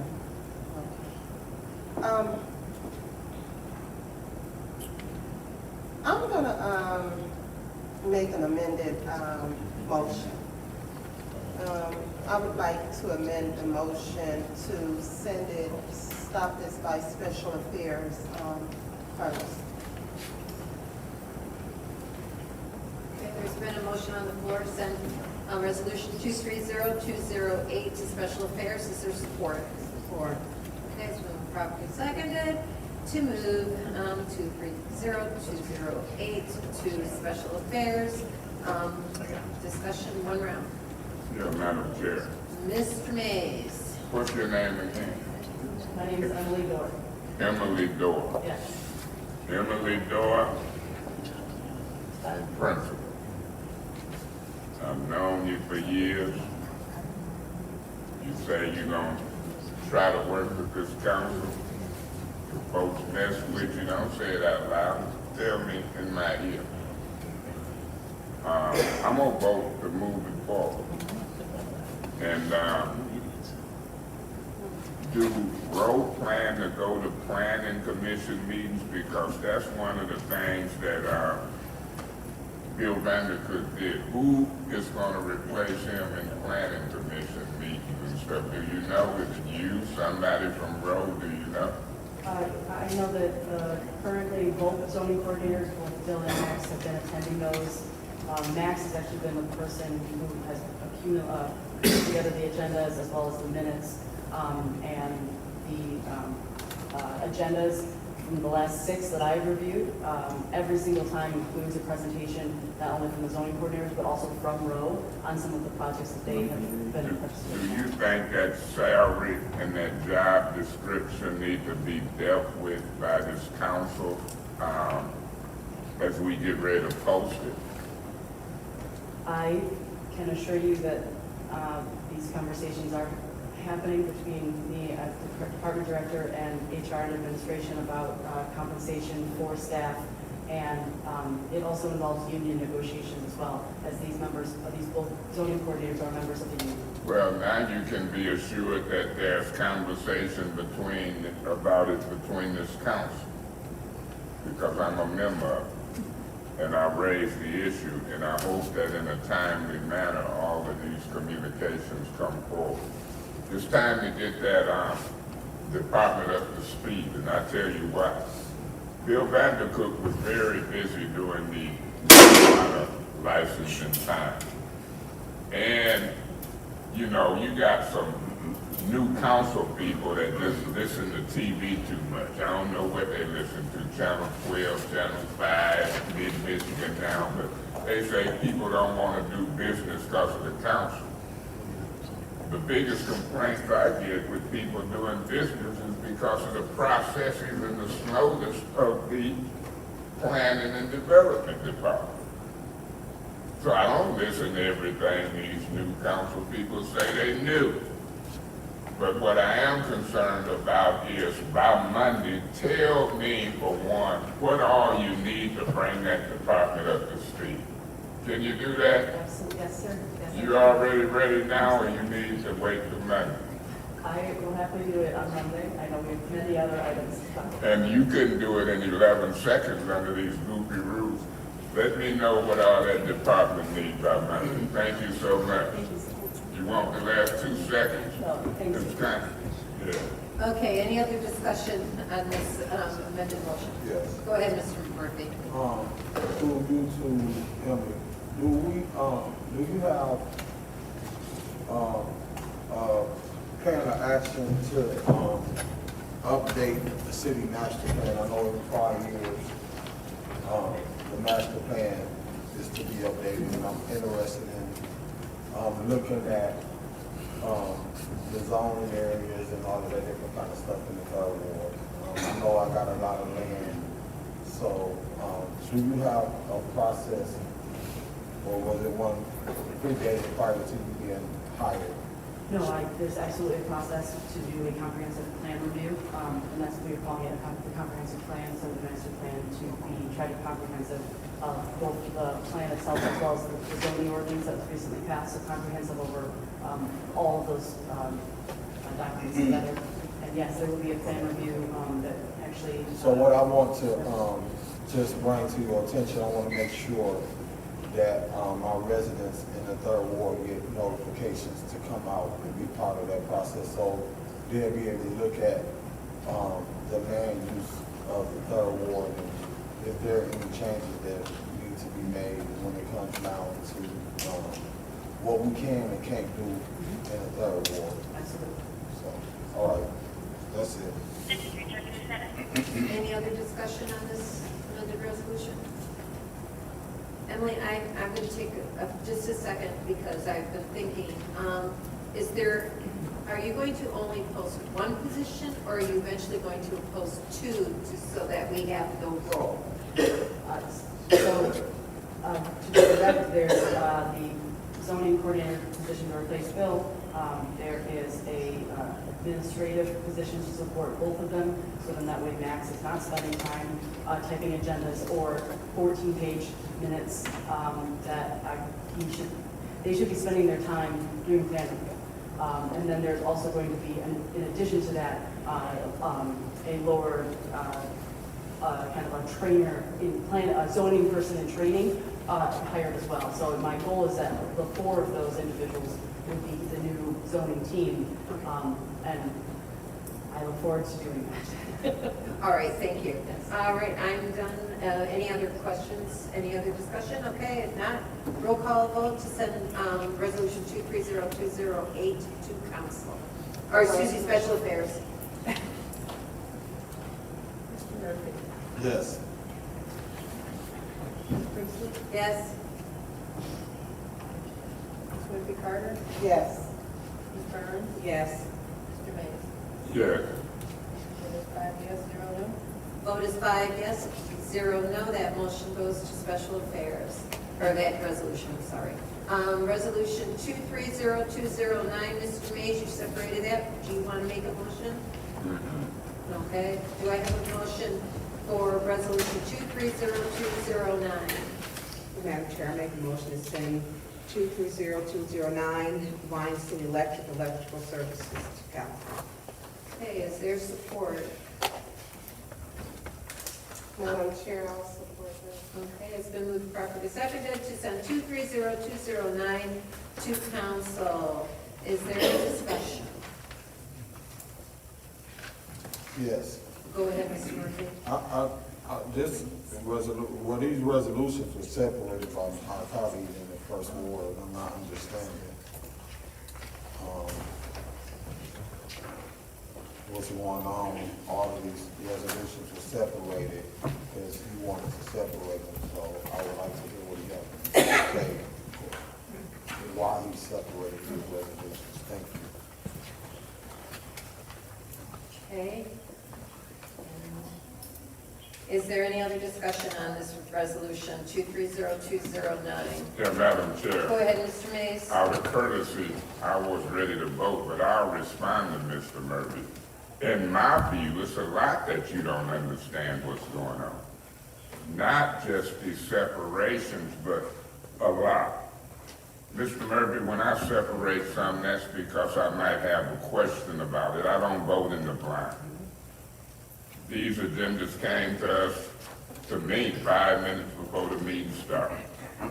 You know, I'm retired. I don't have to go to Lear like you. I don't rush to come in and out of here doing the city's business, and I don't vote no on public safety. So for you to waste the time and say something about the way I do business, you took up more time. You ain't have to say nothing about me and what you don't understand. I already know it's a lot you don't understand. But you wanted me to answer. You stated it's stuff you don't understand. I understand every move I make and why. You say you don't understand. Understand this. As long as you, Liddell Lewis, and Worthy and them vote down public safety and don't try to keep these folks safe, as long as y'all refuse to do money for home improvements with folks, and as long as you and your buddies get up and leave, you might not understand it on a, what's the day, Wednesday, but you'll understand it by Thursday, Friday, or Saturday when folk is gone and it's a new council meeting. So just leave me alone, stay in your lane, and understand what you can. Thank you so much. Is there any other discussion on this resolution? I'm going to take some time. Is there anyone here who can address this resolution? Is Lee here? I saw him earlier. Okay.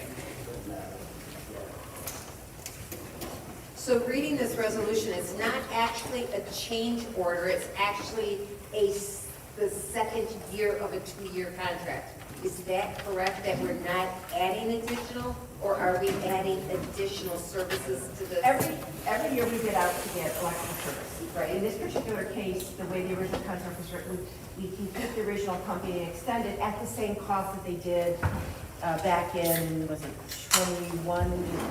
21? So they're just simply keeping the same cost for the next year.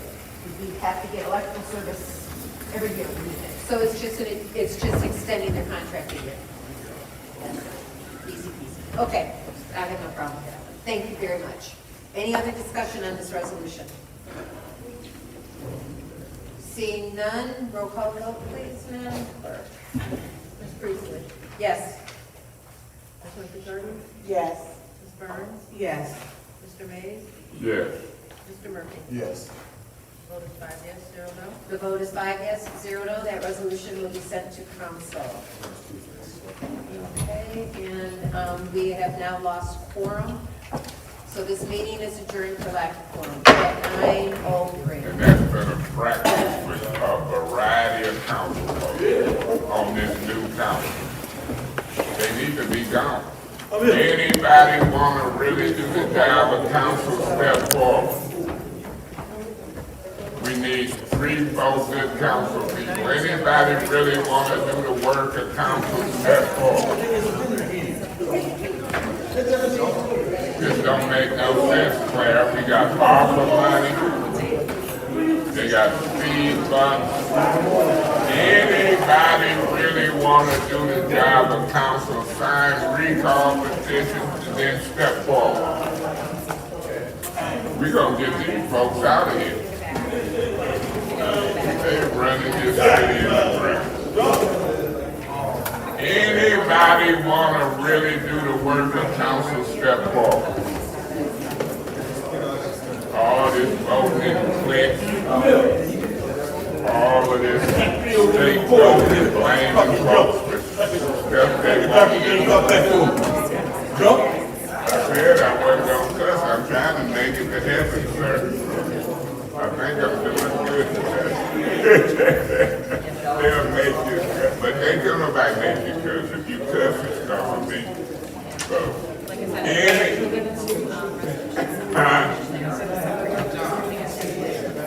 look, anybody who wanna do his job as city council, step forward.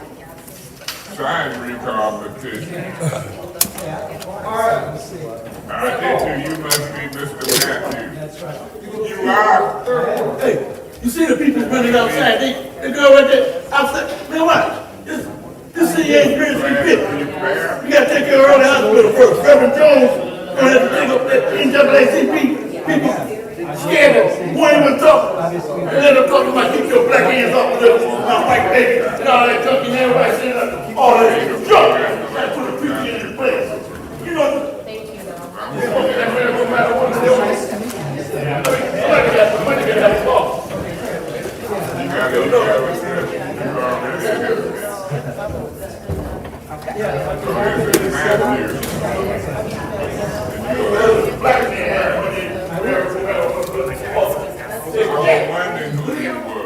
Great. Your first impression, if you had these family members, that's all we have. What I'm good for you, You don't want to I got it now. I get caught up now. It's easy to get caught up in the clique. Somebody who's gonna be free, all right.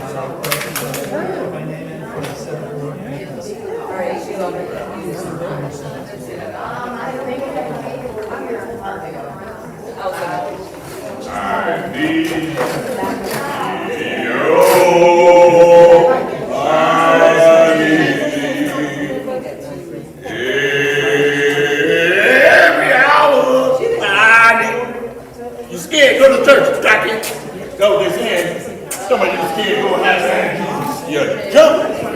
Oh, bless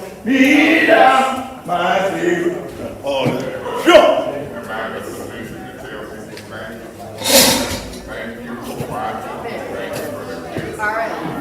Hey, you know what?